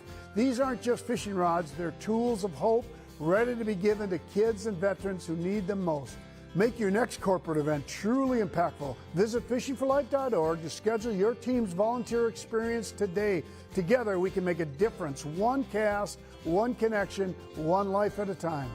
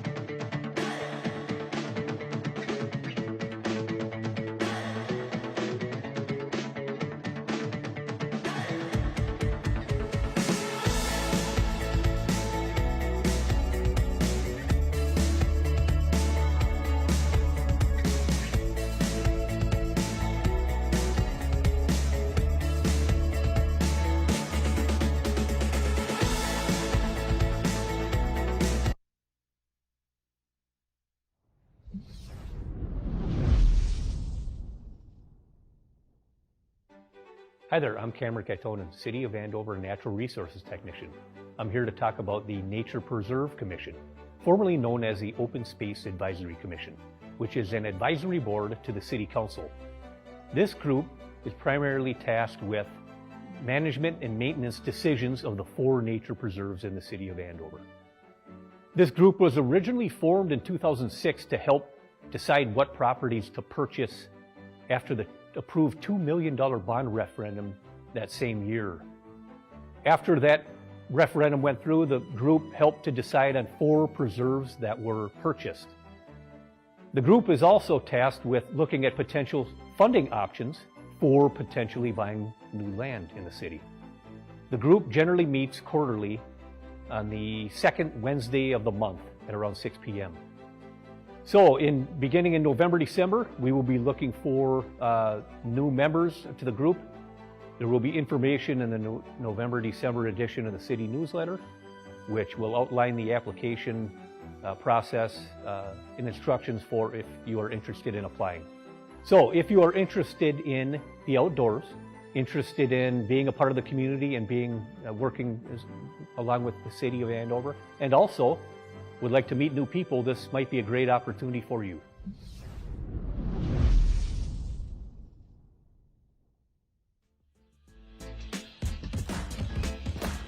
Halftime here at Champlin Park High School. Second half about to begin. First half recap. You see the Cougars lead at 17-3. How did they get there? Nice drive here. Second quarter, first play of the second quarter, and Belinsky Strauss, their quarterback, a 1-yard plunge. Driver kick was good, 7-0, and then Driver, they called on him for a 49-yarder. Boots it through 10-0 with 7.5 left to go. Nice run there by Nelson for Champlin Park. Puts them in field goal range, and Fitzgerald into the wind here, 21-yarder. With the win, that would have gone 41. That made it 10-3, and then this pass here, 24-yarder, Coppersmith from Belinsky Strauss. Kind of took Champlin Park by surprise on that play call, made it 17-3. The Driver point after was good. Champlin Park did drive it. They got into Centennial territory at the end of the first half, Pete. Took a couple of shots at the end zone, but came up empty, and they'll have to kick it off here to Centennial, trailing at 17-3. Yeah, 2 big plays in this game so far, in my opinion. One of them was the stop down on the goal line. Got 3 out of it instead of 6. And the other is a team that's only thrown the ball 12 times all year long. Throws a 30-plus yard touchdown pass, threaded the needle into Coppersmith, and that put Centennial up by a couple of touchdowns. Yeah, Belinsky Strauss came in with 11 attempts, 8 of 11. That's an outstanding percentage. And then Jack Wisty actually also attempted a pass earlier and was 1 for 1 here this season. So, yeah, coming in just 12 attempts compared to 21 for Champlin Park. Even for the 2 games coming into tonight, you combine them, 33 attempts. There are some teams that attempt twice that in a game. Yeah, I know. With the passing offenses, some of the spread offenses that are out here in the Twin Cities Metro and in Class 6A. Yeah, this is more of a grinded-out game right now, and Centennial's going to get the ball here in the second half. So this is going to be a big time in this game for Champlin Park. They're going to need a stop. They cannot go down by 3 touchdowns against a team like Centennial. So they're going to need a stop or a turnover to try to turn this game back around. Both teams 2-0. You look at the upcoming schedule here for Centennial. They'll see Andover next week. Then they travel to Rogers. Non-sub-district game against Roseville for the Centennial Cougars, and on the other side for Champlin Park. And both of these teams 2-0, trying to go 3-0 here tonight. Yeah, both teams have to be happy where they're at coming into this game at 2-0. Very young team at Champlin Park. Coach Diggins saying that he has a lot of new guys playing that didn't play last year. And to be 2-0 going into that third week, they have to be very happy. But Coach Diggins has to be really happy now at the score at halftime. Rebels at Rogers, newly up to 6A, and then at Blaine. So back-to-back road games here for Champlin Park after playing 2 of their first 3 here at home. And their non-sub-district game is at Lakeville North. And that'll be the second to last game of the regular season on Friday, October 10th. Champlin Park will have their battle for the paddle. I'm assuming that's homecoming as well. So, couple of big things going on in that one. Anoka here at Champlin Park on October 3rd. Yeah, Anoka and Champlin Park's always a big rivalry game. So looking forward to that. And then they're going to have a real test against Lakeville North. But hopefully you're ready to play football at that time of the year because playoffs are just around the corner. And you can feel fall in the air tonight, Jim. Centennial deferred to start the game. That's why they were going to get the ball anyway here in this half, but they were able to choose their direction that they were going, so they're going to take the wind right off the gate here coming out of the locker rooms. Fitzgerald will kick into that wind. And inside the 5 to about the 4, the return man is Coppersmith. We're underway here in the second half. He changes direction, switches field to the far side, tried to do it again, and the rubber pellets go flying. The special teams tackle by Michael Tu, the senior backup running back. And Centennial will have the first possession, first play upcoming here in the second half. Yeah, really nice job by Tu there, tracking down the very quick, fast Coppersmith. But as he turned, Tu was right there to take him down. So nice play by Champlin Park to start off the second half. First down and 10 from their 23-yard line. And quarterback Isaac Belinsky-Strauss is going to huddle him up just one more time. Quickly to the line, double wing formation. Lone back is the fullback Melzer. First down play goes to Melzer, forces his way through. Nice hole off that right side, right up the hash mark, and he's got a first down. And a gain of 13 on the first play of the half. No, Strauss, they went up to the line wanted to see what defense they were in, called them back into the huddle, made that call. So really nice play. First and 10 to the 35. Man in motion, takes the handoff, Edwin Eka, and he's got a nice hole again right up that right hash mark. Finds a seam and another nice pickup, 15 yards. Two big runs, two big chunks of yardage here for the Centennial offense. Yeah, that offensive line opened up a big hole right there. We haven't heard Eka's name too much tonight, but there's another runner for Centennial in that stable of runners that they have. Eka, one of the few sophomores.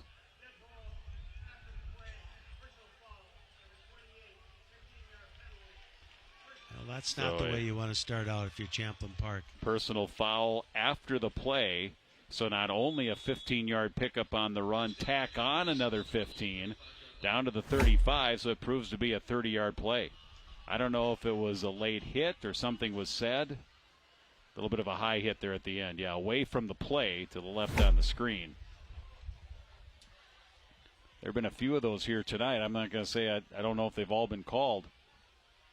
They caught that one there. So we're approaching 11 minutes left to go. Right up the gut, inside the 30 to about the 26-yard line. And the Cougars, this reminds me of their state championship team, just the way that they were able to run downhill all game long. Caleb Melzer on the carry there. They're just a snowball rolling downhill. We have different types of backs with that fullback and then with Coppersmith. Gain of 9 on that last play. Second down and 1. They keep it on the ground. Should be enough for a first down. With Edwin Eka seeing a couple of carries here. Didn't see a lot of touches in that first half. Getting a couple here in the early going. Got some good blocks out there. Made another nice cut or two. Logan Leonhardt over there to make the tackle for the Rebels. Yeah, nice play there by Leonhardt to cut that run off. Not before another first down. Impressive opening drive here in the second half for Centennial. Coppersmith, nice cut against the grain. Then he gets upended at the 20. Picks up 4. Toki making the tackle for Champlin Park. Damon Torkey, one of the players that missed last week because of injury. James Cooper, the offensive lineman, also was out last year. He's back, or last week. He's back in the lineup here tonight. But right now, Centennial moving the ball. Second down and 6. Eating up a little bit of clock right now, getting the signs from the side coach. From the Champlin Park 20-yard line. keeper, Belinsky-Strauss, dives forward. Forcing him to the middle was the Champlin Park defender, Quia. And that's what you got to do from that position. You got to steer him to the inside, not let him get to the outside, and a minimal pickup on the play. Yeah, nice job by Champlin Park tackling right there on that option. 3rd and 3. Melzer the back, Coppersmith in motion. And it will be to the fullback, and the ball was stripped away, wrestled away by Champlin Park. Now, was the play over? Was his forward progress stopped? I think that's what the official's going to say or not. No signal yet. Was a 3rd down play. Champlin Park celebrating like it's their ball, but I have not seen a change of possession signal from the officials. Caleb Melzer on the carry. We can take a look at it here.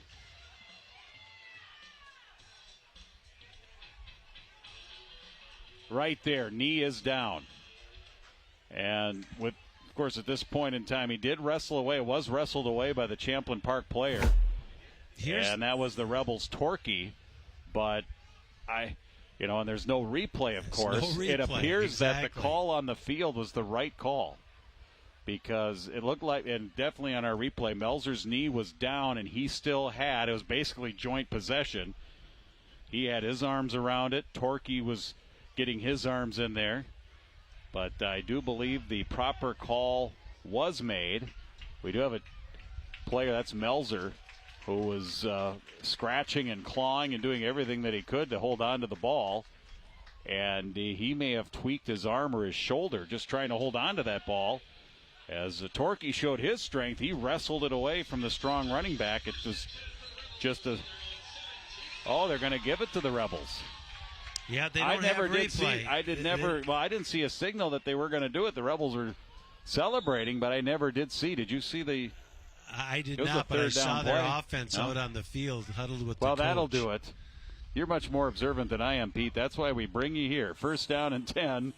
And off here to the near side.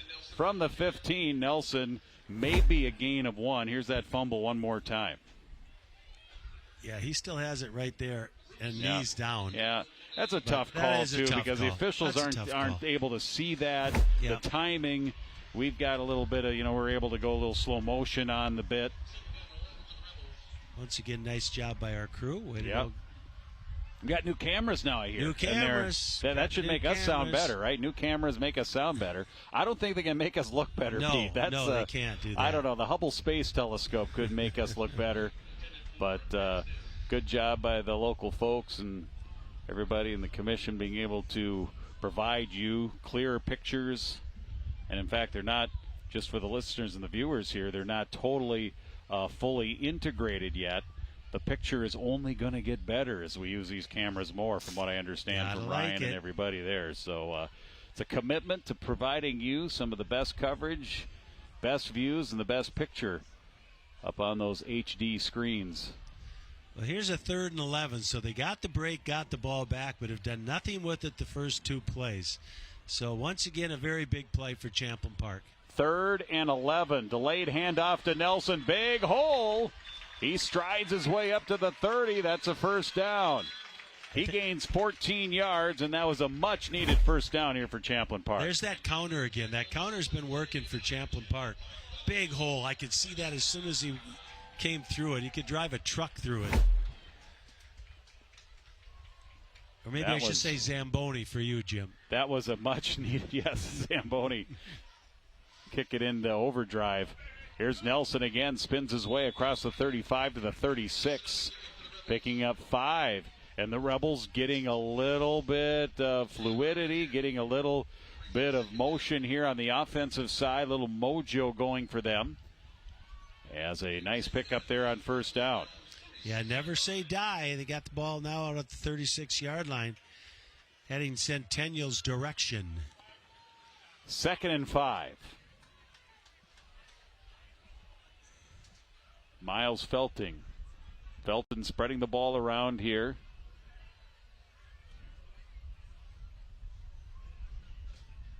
Two wide receivers. Tight end to the left side. It'll be Nelson trying to feel his way down the line of scrimmage. Maybe got one. Centennial very good at stringing out the play. One of the defenders doing that stringing of the play, Noah Morrell, the junior defender. Yeah, someone's down out there for Champlin Park, and it doesn't feel real good about it right now. So you're going to check out, and we'll see if we can get the number for you. Hoping it's just a cramp. But that is James Cooper. And again, he missed last week because of an injury. And now they are looking at him at the Champlin Park 34-yard line. We resume play. It'll be 3rd down and 4 on the 37. There you see the upcoming broadcast schedule for you. Next week's football games, Osseo is at Anoka. And we will have the Rebels again next week. I believe I'm on the call of that one. I'm over at Anoka. The Rogers Royals hosting the Champlin Park Rebels. Rogers and Champlin Park, very close. I do not believe they've ever played in football. That'll be some research that I'll do before that game. They've never been in the same conference. Now they're in the same district, same class in football. So they better get used to each other. Is Right, that what you're exactly. saying? Well, of course, the Rogers area continues to grow. That area, Rogers, Otsego, Albertville, Dayton, which is a lot of Champlin, but that's not far from Rogers either. They're building a nice, beautiful, new indoor sports facility near the high school and the hockey rink in Rogers. Like an indoor field house, but it's gigantic. Get a soccer field in there.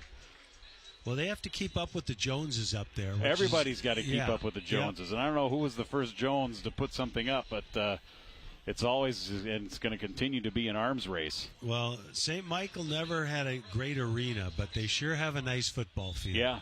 Yeah, and they've got a new arena now, of course. They opened one a couple of years ago. They got a couple of sheets at St. Michael, Albertville, and Rogers is a nice arena. I know they'd probably like to add a sheet of ice as well. Here comes that 3rd down, scrambling and going down. Wonderful pressure, and it's going to be a sack here for Centennial as Felton could not escape Brandon Besh, number 76. Brandon Besh is a big young man, and he chased him down. I was really impressed with the pursuit that he put on there. Nice play by Besh. 240 junior. Yeah. And good closing speed. Yeah. First sack of the game for either team that I have on my stats. And a loss back to the 28-yard line, 4th down and 13. And that'll be a punting situation. So the Rebels, we saw some positive plays on that possession, but then the sack and now a flag. Yeah, that gunner took off just a little bit early. Centennial had a little bit of movement on the defensive side and confused him, and he left a little early. That was Mario Robinson. Yeah. He's just a 10th grader. Yeah. He'll learn. False start. He reacted to some of the motion on the defensive side, coverage side of the ball.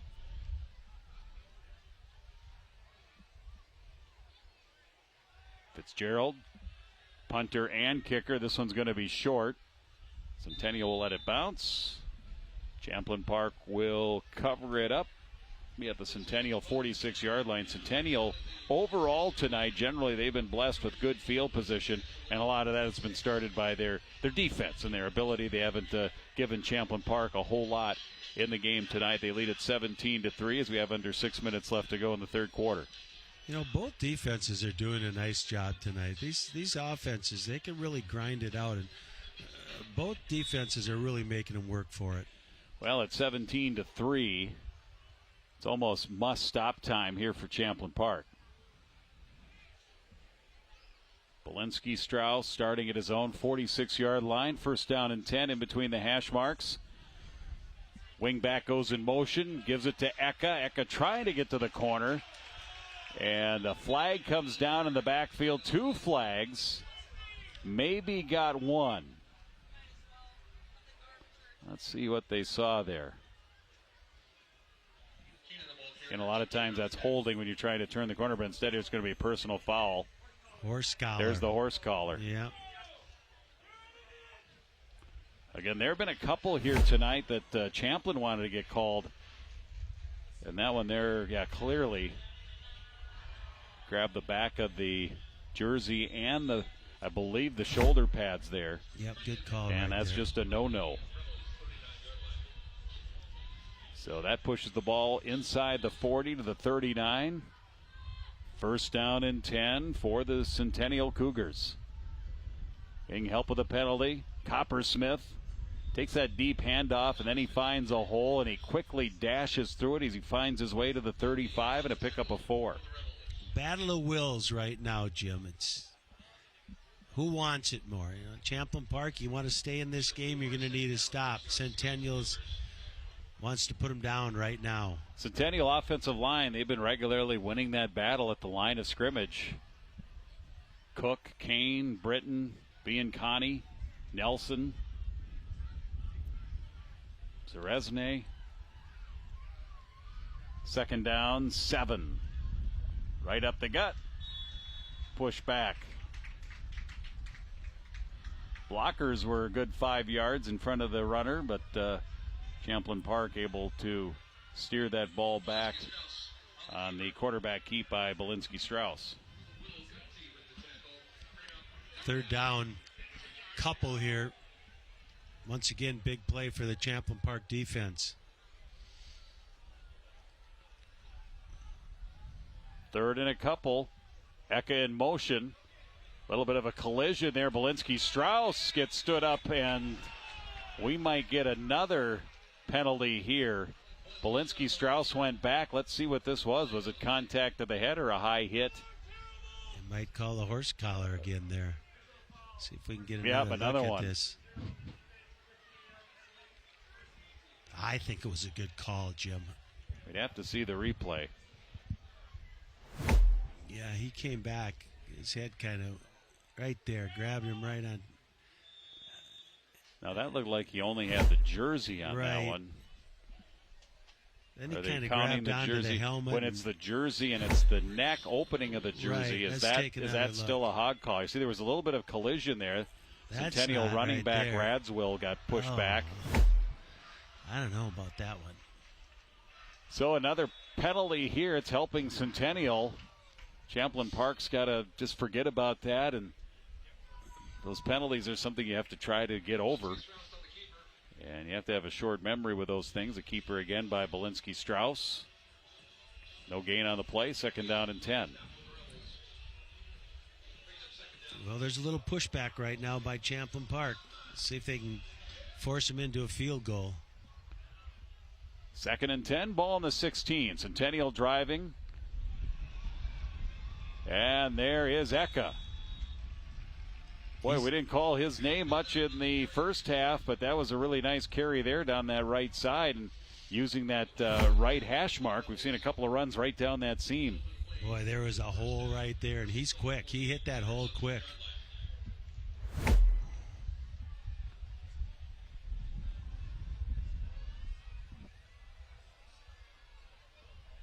First and goal after the run by Eka. And a timeout. Timeout, Centennial.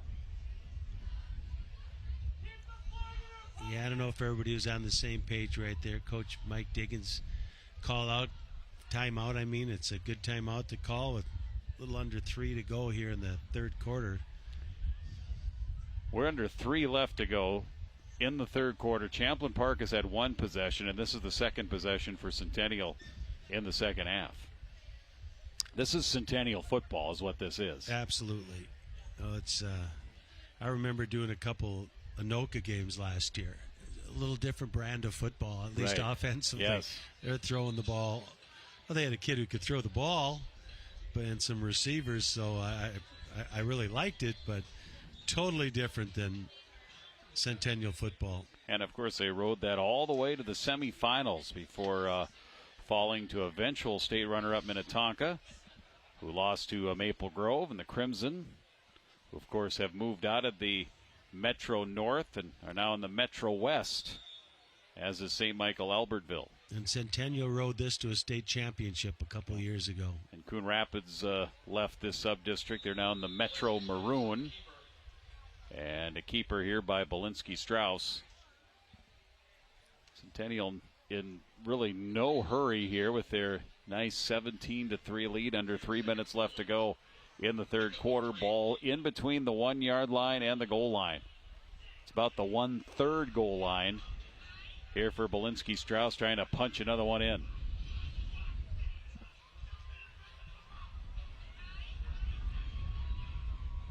Strauss with the one back behind him.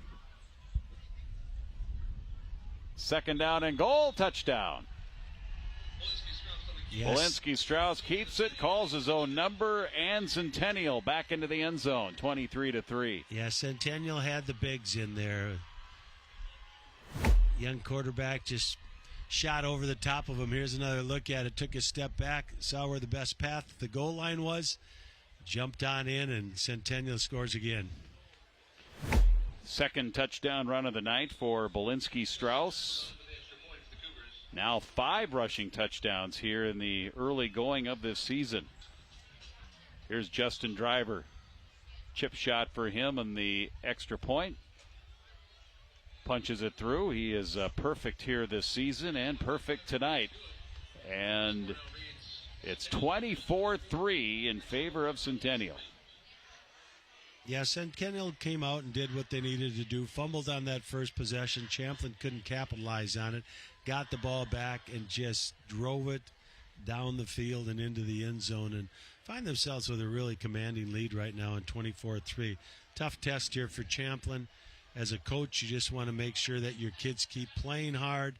See if you can get a couple of scores and get back in the game. But playing hard is the biggest thing that you want out of your kids right now. Driver set to kick it off.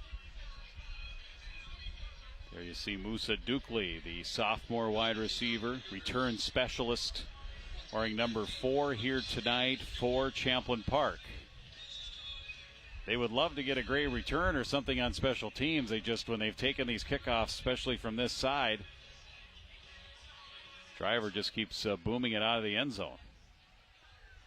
And of course in high school, as you may or may not know, if you don't follow it really closely, in high school, unlike other levels, you can't run it out of the end zone. It's in the end zone. It's a touchback. And that's exactly what we get here again. First down to start the drive here for Champlin Park. They'll be at their own 20-yard line. Yeah, every kick with the wind is going into the end zone right now. So it's a definite advantage for the team going with the wind. Champlin Park will get it here in the fourth quarter, see what they can do with it. Rebels with 3 points on the board. They'd love a nice drive here and score 7. Led by their quarterback, Miles Felton, the junior, ready to work out of the shotgun. And it's Nelson across the 25 to the 28-yard line. Nelson's having a nice night. He's got some yards. I'd be really interested to see what he's at. But that kid's had a really nice night for Champlin Park. Solid 7-yard pickup for the Rebels. Ball at their 27.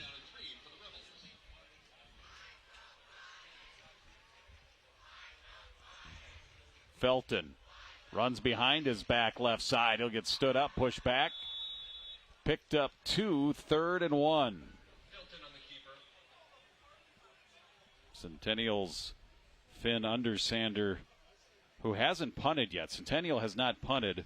Undersander is their punter, and his average here through 2 games, 46.8 yards a punt. That's pretty good. That's really good, especially for high school football. Of course, Centennial's hoping they never have to see him. They got one of the best punters, at least statistically, here in the early season going. 3rd down and a yard, right up the gut. First down across the 30, just barely by about a half a yard. But Nelson converts on that 3rd down. First down and 10, Champlin Park, as we approach a minute left to go in the 3rd quarter. Yeah, Centennial's either scored or fumbled. They fumbled a couple times to stop drives. Otherwise, I think, Jim, that every time they've had the ball, besides those 2, they've gotten some points. Center Sam Yang over the ball. His snap right on the money. Pass across the middle. Knocked down. Incomplete. Flag came in from the backfield on the pass by Felton just as he was releasing the ball. That's kind of the holding area right there. And you are absolutely correct. penalties have been an issue here for Champlin Park here tonight, and it's been hard to get anything going, one, against the Centennial defense, and then maybe when they've had a chance at times here tonight, the penalties have been a real thorn in their side, and this will push them back 10 yards and make it first down and 20 here back on the 21. Looking at maybe the final play of this third quarter. Felton with Nelson here to his left. Two-step drop out of the shotgun. He zings it. It's caught by Olson Gray. Cuts upfield across the 30. Got back to the original line of scrimmage up to the 31. Bring up second down, 10.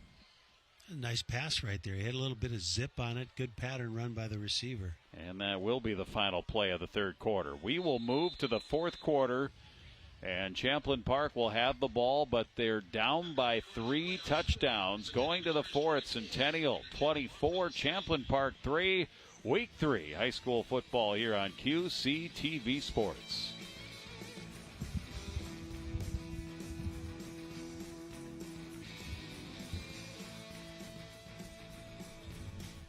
We are Midwest Animal Rescue and Services, aka MARS. We are committed to serving both pet and parent, finding homes for animals that were once lost, left behind, and forgotten, while bringing harmony and enhancing education in our community.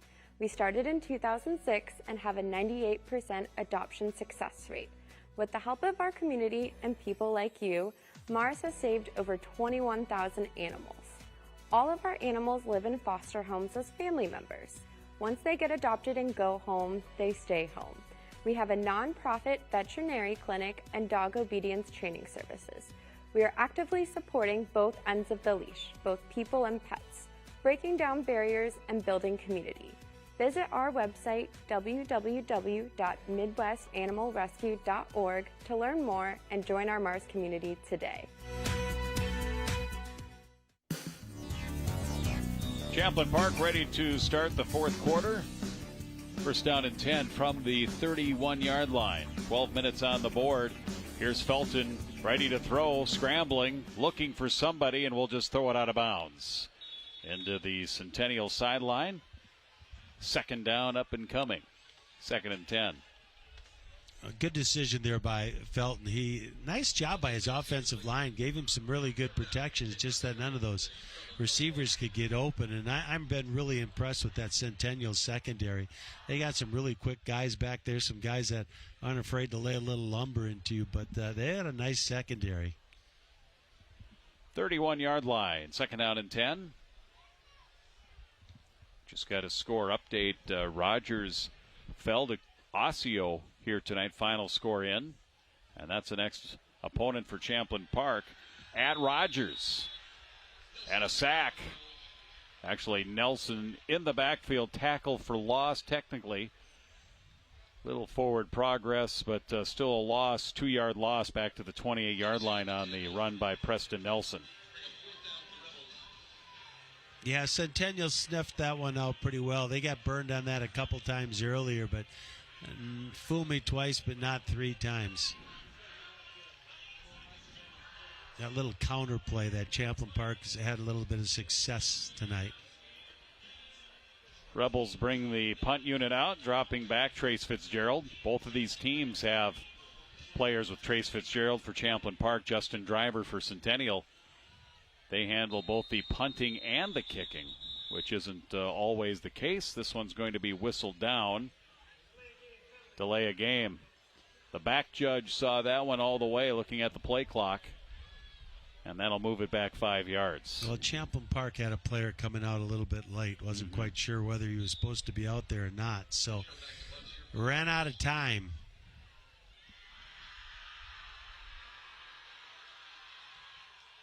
Fitzgerald, high snap. That's going to go back to the end zone.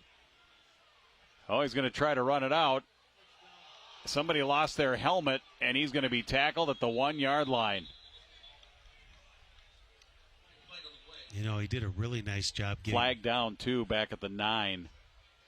I was hoping he was going to try to get it off his foot there back in the end zone. Old rugby kick. Instead of running it out, because he did a great job getting it, had some room in the back of the end zone. Right there, I would like to see him kick that ball. Try to get something. Yeah. You know, and then you talk about, well, legal participation. Oh, because he lost his helmet. So that's, I did see the helmet that came off one of the Centennial players. And that's technically, it's like when you lose a mouth guard or whatever, that's technically illegal participation.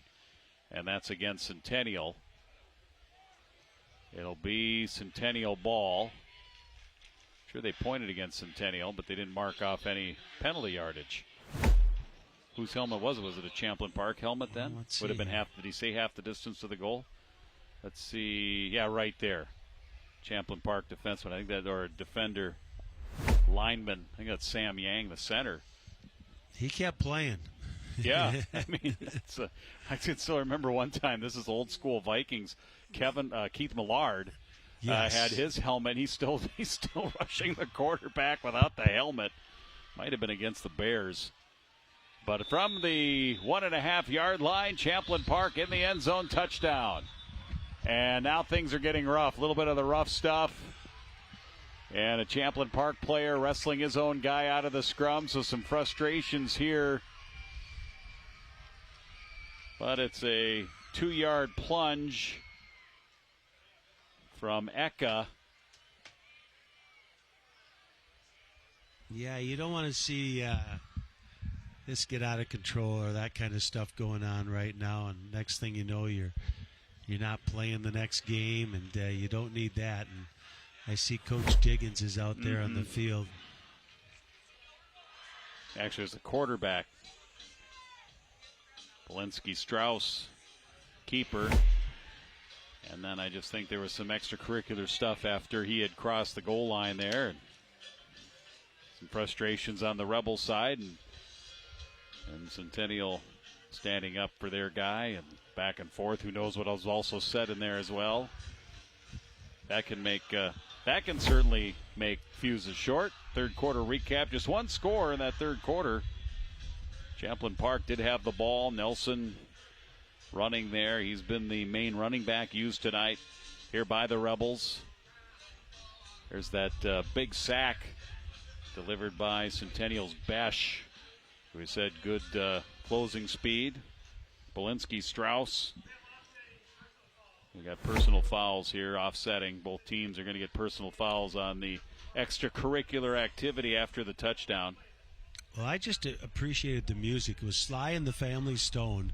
And why can't we be friends? That's actually War. Oh, that's Sorry War. To correct you. That is War. That is War. Why can't we be friends? You know what? And I should remember that, Jim, because that was the first concert I ever went to in my life. You went to War? Now, is that when they had Eric Burden? Yes. Or that was when they had Burden and War. Remember, he was from the Animals, and all of a sudden he's singing with War. And he sang "Spill the Wine." There you go. When he was with there, he was no longer with War when they did "Why Can't We Be Friends." Now I've got a funny story as a kickoff. I used to DJ weddings. Okay. So that song is perfect, and tonight's DJ did a great job playing War. Why Can't We Be Friends? That's a thumbs up. I was once doing a wedding in Princeton, Minnesota, and all of a sudden the wedding party started to fight. And there's cake flying, there's party favors, somebody's toupee came off. And, of course, as the DJ, I slipped in that song. And, of course, it didn't do anything. They just kept fighting. I still got my money, and that's all I cared about. That's right. That's exactly. all that matters. They probably didn't get their damage deposit back, but why can't we be friends? And the other time the cops came to one of the things I was doing, and, of course, I Shot the Sheriff was played. Little Eric Clapton. Yeah, exactly. And which, I don't know, that might be somewhat aggressive. I knew the sheriff from that county, so I think he got a chuckle out of it. I think we're kind of aging ourselves a little bit right now. Yes, we are. That's okay. Well, the score is 31-3. We're looking for some other things to talk about here. So Polinsky with 3 rushing touchdowns, and I think if you add all of his yardage up on those rushing touchdowns, it's like 2.5. So they've gotten it down to the goal line, and then they punched it in with Polinsky Strauss 3 times in the game here tonight, getting their lead up to 31-3. Well, now the wind's died down and driver's kicking into the wind. The worst part of that fight at that wedding was good cake. I mean, that was waste of good cake. It wasn't like they were slinging Little Debbie's around there. That was good stuff. Never forget that. No, that's a classic right there. I'd like to know if that couple is still together after that. I'm not liking their chances. No. We've got a little break here and stoppage. Well, they're talking to Coach Keenan over there, wondering what's going on. And he's justified to be out there talking to the officials. And we're coming off the little fracas that we had between two teams after that touchdown. They were offsetting, so there's no mark-off here on the kickoff. First time tonight, driver won't be kicking in the kickoff with the wind. But wouldn't you know it, the wind has died down for him. Died down, yep. He's at the 40-yard line. And driver lets it go into the end zone regardless. And it'll be Champlin Park ball at the 20. They haven't had a chance to return a ball all night long. So they've sent Dukley back there, and they've sent Lukes back there, and they've just been observers all night long here with driver kicking the ball up into this Brooklyn Park sky after we had rain, and now a very pleasant night. It's even more pleasant now that the wind has died down. First down and 10, Champlin Park from their 20-yard line. 10:48 left to go fourth quarter, and Centennial enjoying a 31-3 lead. Looks like Centennial's getting a few new players into the game right now. Still see a few of the starters out there, but a few new players on the back end. Quarterback Felton still in. First down and 10, and a nice run here by Nelson. He's out across the 30 to the 33, 13-yard pickup. Thought I heard a whistle even before the play was done. And the Champlin Park coaching staff is wondering what that was. I don't see a flag or anything, or the play was done. Hurry up offense for Champlin Park. First down and 10. Felton. Nelson will try the near side this time. Finds a seam and a hole across the 35 to 36. Gains 3 before the tackle made by Centennial's Tristan Melquist. A little bit of urgency here for Champlin Park. Yeah, that's for sure. And with not much of a passing attack, it makes it really, really tough. Felton checks that wristband. Play action to Nelson. He's going to pass. Decent protection. Steps up. Comes to the near side. He's got a man open, and it's caught. That's Fitzgerald inside the 25, close to the 20-yard line. First really big play of the night here for Champlin Park. All right, I just ate my words right there. That was a great pass and even a better catch by Trace Fitzgerald. 43-yard pickup. Little throw down the sideline. Little wheel route, it looked like. They'll give to Nelson this time. Cuts it up the middle. He's into the secondary. 10-5. He's going to dive. Touchdown. And the Champlin Park fans have something to cheer about. First touchdown of the night. Nice drive. Couple of big plays. Yeah, they threw the ball nice right there. Just when I was saying they don't throw a whole lot, but that was a beautiful pass and catch, and even a better run right there by a kid who's having a heck of a night. And Preston Nelson.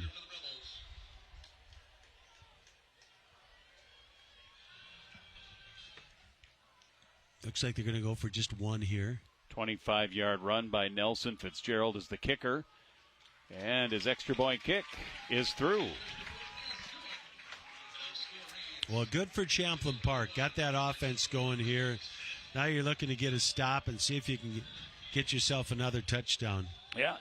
Just kind of ditched the doldrums a little bit there, and maybe they needed that little fracas. Yeah, there were a couple of penalties in there. Things got a little out of control, and then cooler heads prevailed, but maybe just a little, they wanted to show a little spunk there to kind of fire up their club, kind of like when a manager gets thrown out of a baseball game. That's never happened to you, Pete? No, never. I think the State High School League has a file on me. All the sports I've coached, and a few times I've got a little out of control. It was the officials' fault. It usually is. So here we go with the ball at the 40. See if they dial up the onside kick. 31-10, down by 21 now, 3 touchdowns. 9:37 left fourth quarter. And the onside kick in play here. Looks like what Fitzgerald's going to do. They're going to shift timeout Centennial. So they wanted to see what was going on. They'll use the timeout. Want to make sure they're not surprised by anything here. So Cougars timeout, leading at 31-10.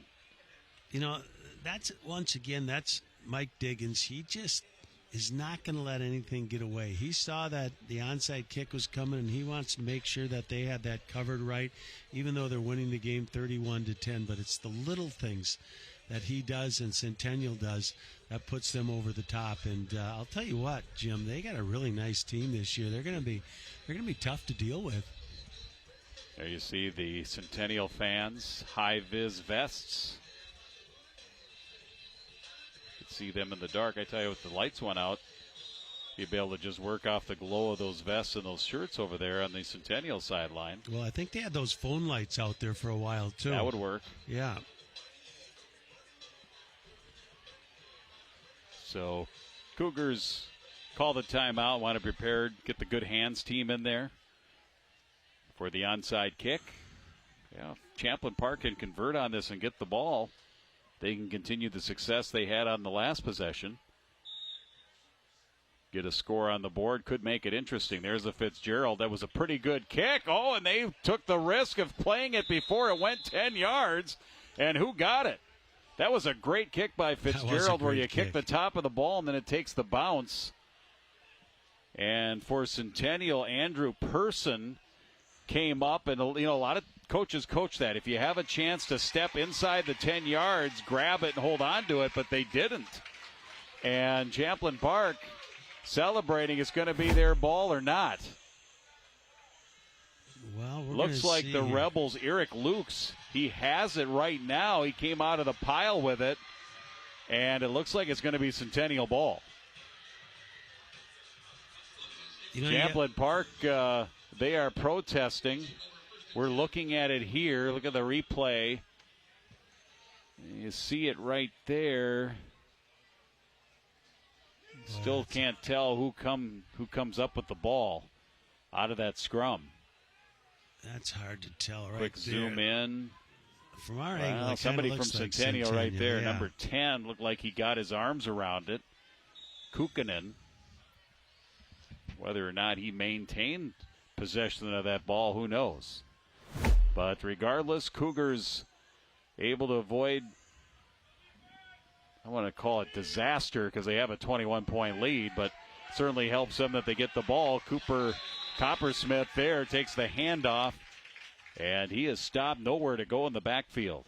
Be a loss on the play. Second down.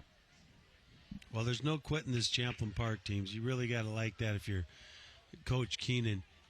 They come out, they're going to play 4 quarters. They don't care what the score is. Went down, drove, got a touchdown, and now they're going to try to stiffen on defense. 2nd and 14, loss of 4 on that play. Isaac Belinsky-Strauss watching that play clock, too. They're going to get that down to about 4 seconds, 3 seconds before they snap it. They do. And a spinning run here. Jalen Holden has a rushing touchdown on the season. Gets 1 yard on 2nd down and long. It'll be 3rd and long. Yeah, we're under 9 minutes here, so Champlin Park needs to get Centennial off the field now. Champlin Park coming off a drive, scoring their first touchdown of the game. Nice pass play to Fitzgerald. And then Nelson, a 25-yard run. 3rd down, Centennial.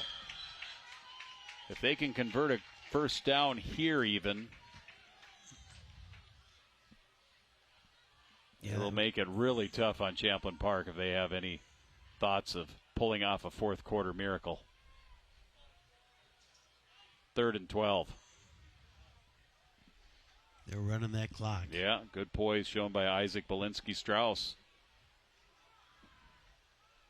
Third down, he's going to pass. Flushed out, trying to scramble.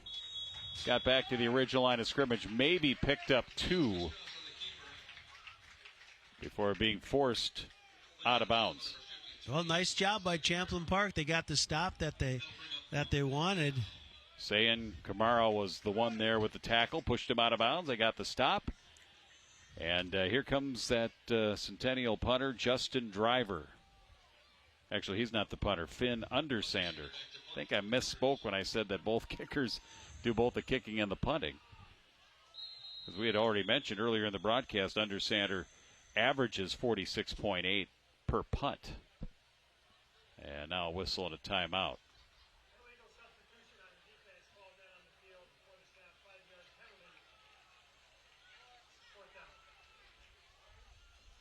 Too many men on the field for Champlin Park.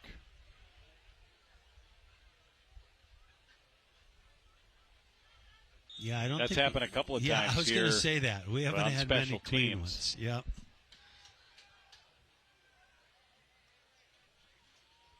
Here's the snap and the punt. And it'll take a Centennial bounce inside the 20 to about the 18-yard line for Finn Undersander. His first punt of the game.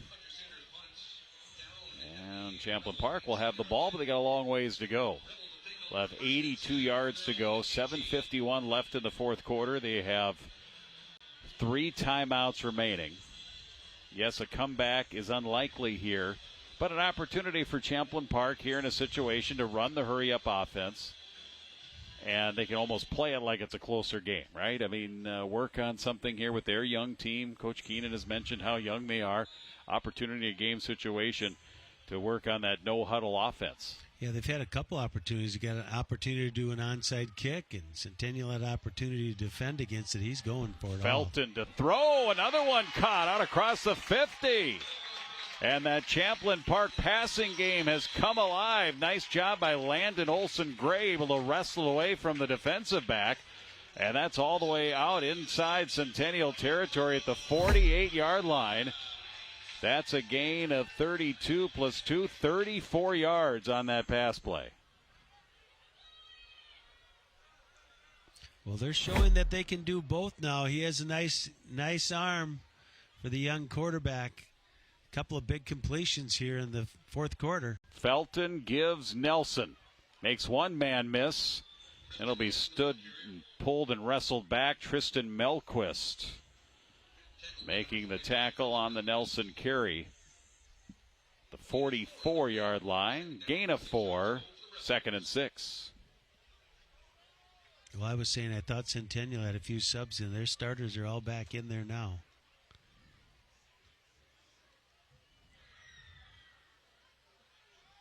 Felton on 2nd down. Good protection. Flushed out. Throws as he's hit out of bounds. He had time initially, just nobody open. Yeah, Matt McNannis was giving some chase there for Centennial. As you can see, he did have a little bit of time. Got flushed out of the pocket. Had to get rid of it a little earlier than he wanted to. Stop the clock. 7:10 left.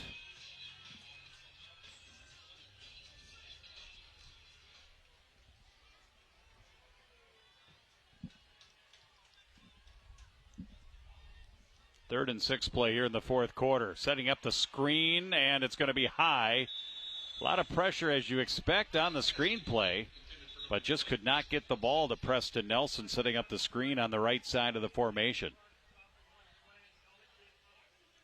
We had another helmet come off. We did. What's going on with those chin straps? We got to check those chin straps.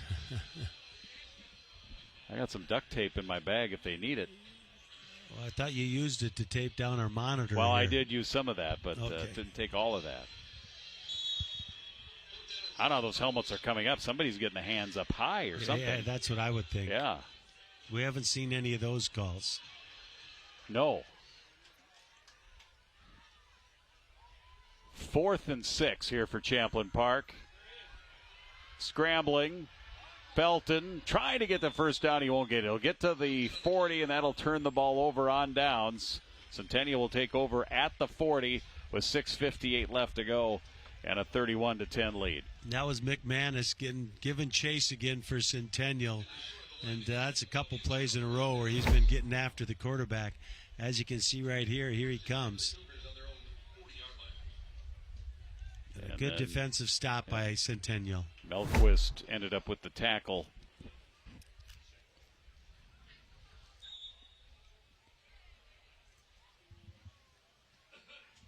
Forty-yard line here for the Cougars.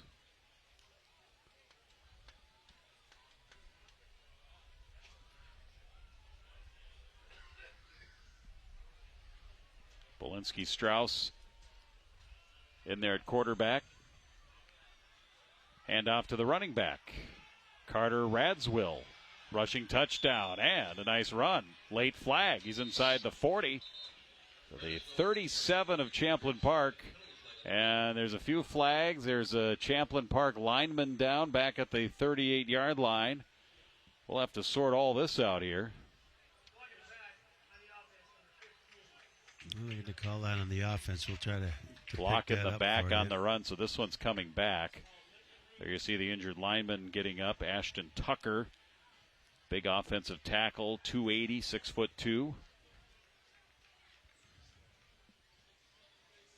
Yeah, it looks like he's going to be okay.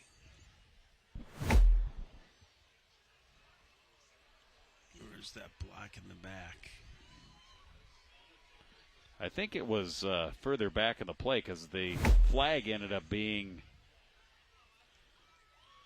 back about midfield. But where they marked it, that doesn't make any sense because it would have been from the spot of the foul.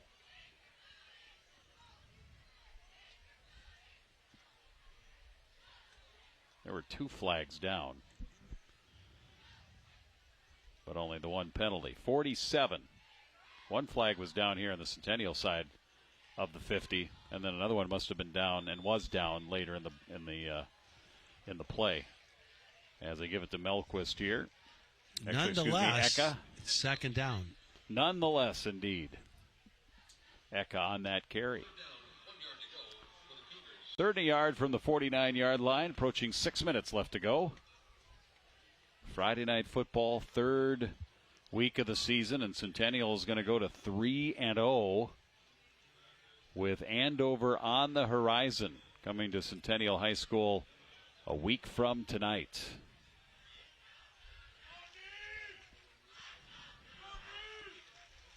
Third and one. Bolinski Strauss keeps, and as he's been doing all night long, when he needs a yard, it's at the goal line, he gets it. And now off of that, ball came loose. They're going to say it's down. Coach Keenan way out onto the field.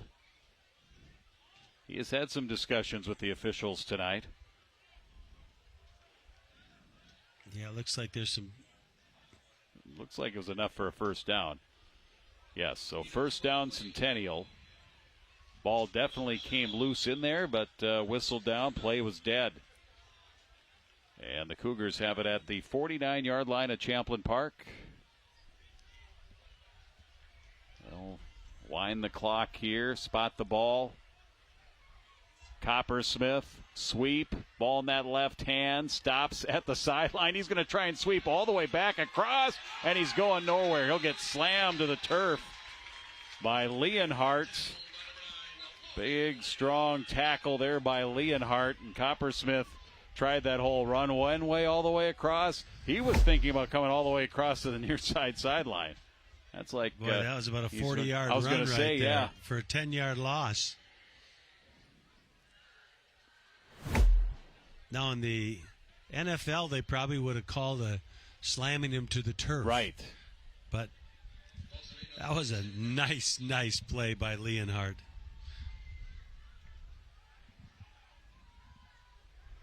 In the NFL, they want him to set him down gently. Yes. Here's the keeper. The quarterback with a nice run and a first down. Bolinski Strauss shows a little breakaway speed as he got it to the edge and then down the sideline. Converts the first down for Centennial. And that'll get them down to the Champlin Park 35-yard line. Yeah, another big run by the quarterback for Centennial, Belinsky Strauss. He's been really impressive here tonight. Picked up 22 there.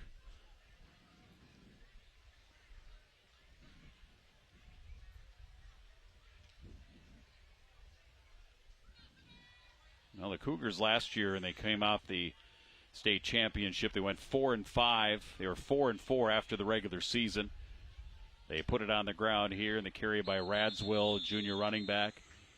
So, their record last year coming off the state championship, but they had such a strong senior group for that championship team in 2023. So they were probably, thinking that there would be a little step back, but now they've got these guys now have matured to this team now, and they're up to a 3-0 start.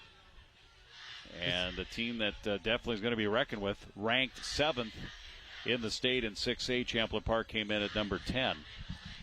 Well, it's like you said, they had a strong senior group, and that's usually what wins state championships. It's really tough to come back and try to repeat that. Belinsky, Strauss, handoff again. Radswell shrugged off a couple of tackles and then gets stacked up, but not before a nice 5-yard gain. Brings up 3rd down, the clock running under 3.5 left. Yeah, one more first down, and they'll just run this thing out. Just over 3 minutes remaining. Champlin Park giving the effort all the way to the end here. Yeah, they'll evaluate here. They had some good things. Certainly the hurry-up offense was working and clicking pretty good. That really, as far as the rhythm, got him into passing mode, and Miles Felton hit on a couple of big pass plays. They were just too far behind against this running downhill Centennial Cougar team. They keep it on the ground, obviously, here on 3rd down and short. And it gets them the first down. Eka with the carry and the handoff from the quarterback, Belinsky Strauss. First down, Centennial. Yeah, that's something to put on tape, that passing game now. To add that into the running game they have with Preston Nelson. Felton showed that he can throw the ball a little bit, so that's going to open up some things for him as the season goes on. Both of these teams with good athletes at that quarterback position.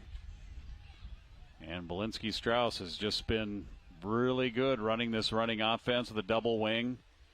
That wing getting the first carry of the game. Jaden Holden there. Tries to cut it up the middle. He stopped just inside the 30-yard line. Belinsky Strauss, very seldom tonight was he stopped for a loss. It seemed like every time he needed a yard, he would get it, always getting positive yardage. We'll get a clock stoppage here and an injured player for Champlin Park.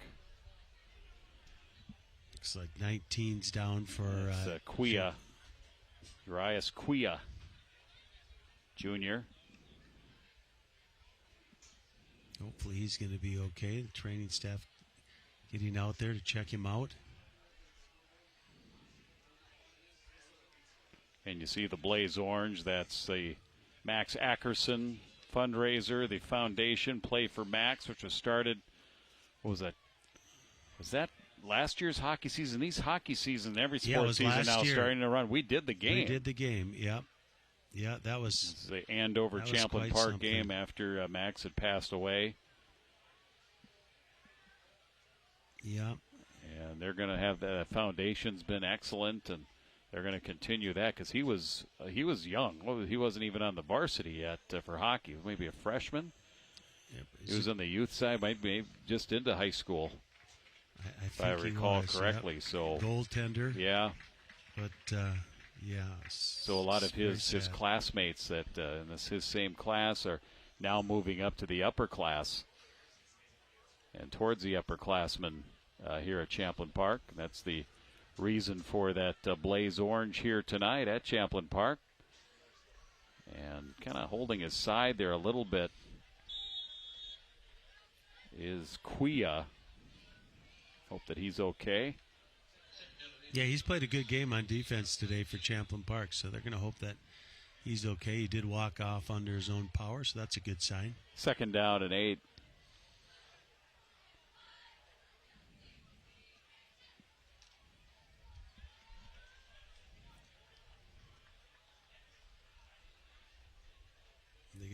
Doesn't look like they're going into the victory formation yet. Polinsky Strauss has gone the distance here tonight. Radswell's the lone back behind him. And it's Radswell taking the handoff right up the gut for maybe a couple.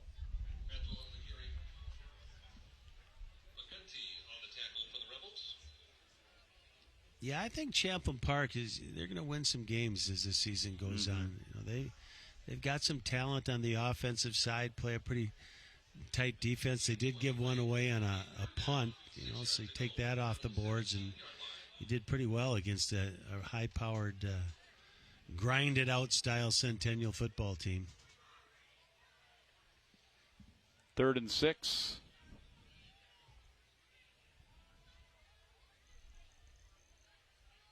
Again, right on up the middle. Radswell's been their guy here on this position, the backup running back. Just trying to put the finishing touches on this one here for Centennial. Play clock and the game clock are almost identical here. They're not going to have to snap the ball again. There's like a half-second difference. So that'll be the final play of tonight's game. And final score is going to be Centennial 31, Champlin Park 10. We mentioned that this has been a very even series between these two schools. Last 10 meetings, each has won 5. But Centennial will take the edge in that here. And boy, did the Cougars, Pete, as you look at this one and kind of recap and analyze, they just look good on offense.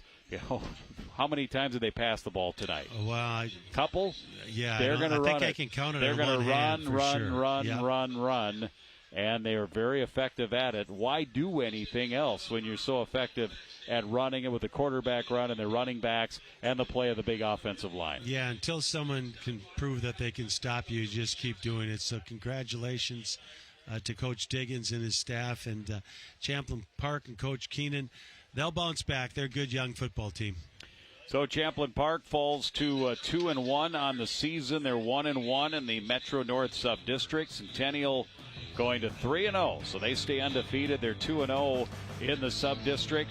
Cougars next week, they are at home against Andover. Then they go to Rogers. Champlin Park next week at Rogers. A game we'll have here from Rogers High School on QCTV. And then at Blaine on Friday, September 26th. And by the time we're done with next week, we'll be midway through the regular season already here in the high school sports season. 31-10, Centennial beating Champlin Park here tonight. Thanks to everybody. Thanks to everybody in the truck. All of our camera operators. Thank you, Ryan. And all of our crew and staff here tonight. After the rain early on, it cleared out, a windy first half, and then we had a very pleasant second half here as the wind died down. And, of course, even more pleasant if you are a Centennial fan here as their team improves to 3-0. For Pete Hayes, I'm Jim Erickson. Again, the final tonight from Champlin Park High School. Centennial 31, Champlin Park 10. You've been watching high school football on QCTV.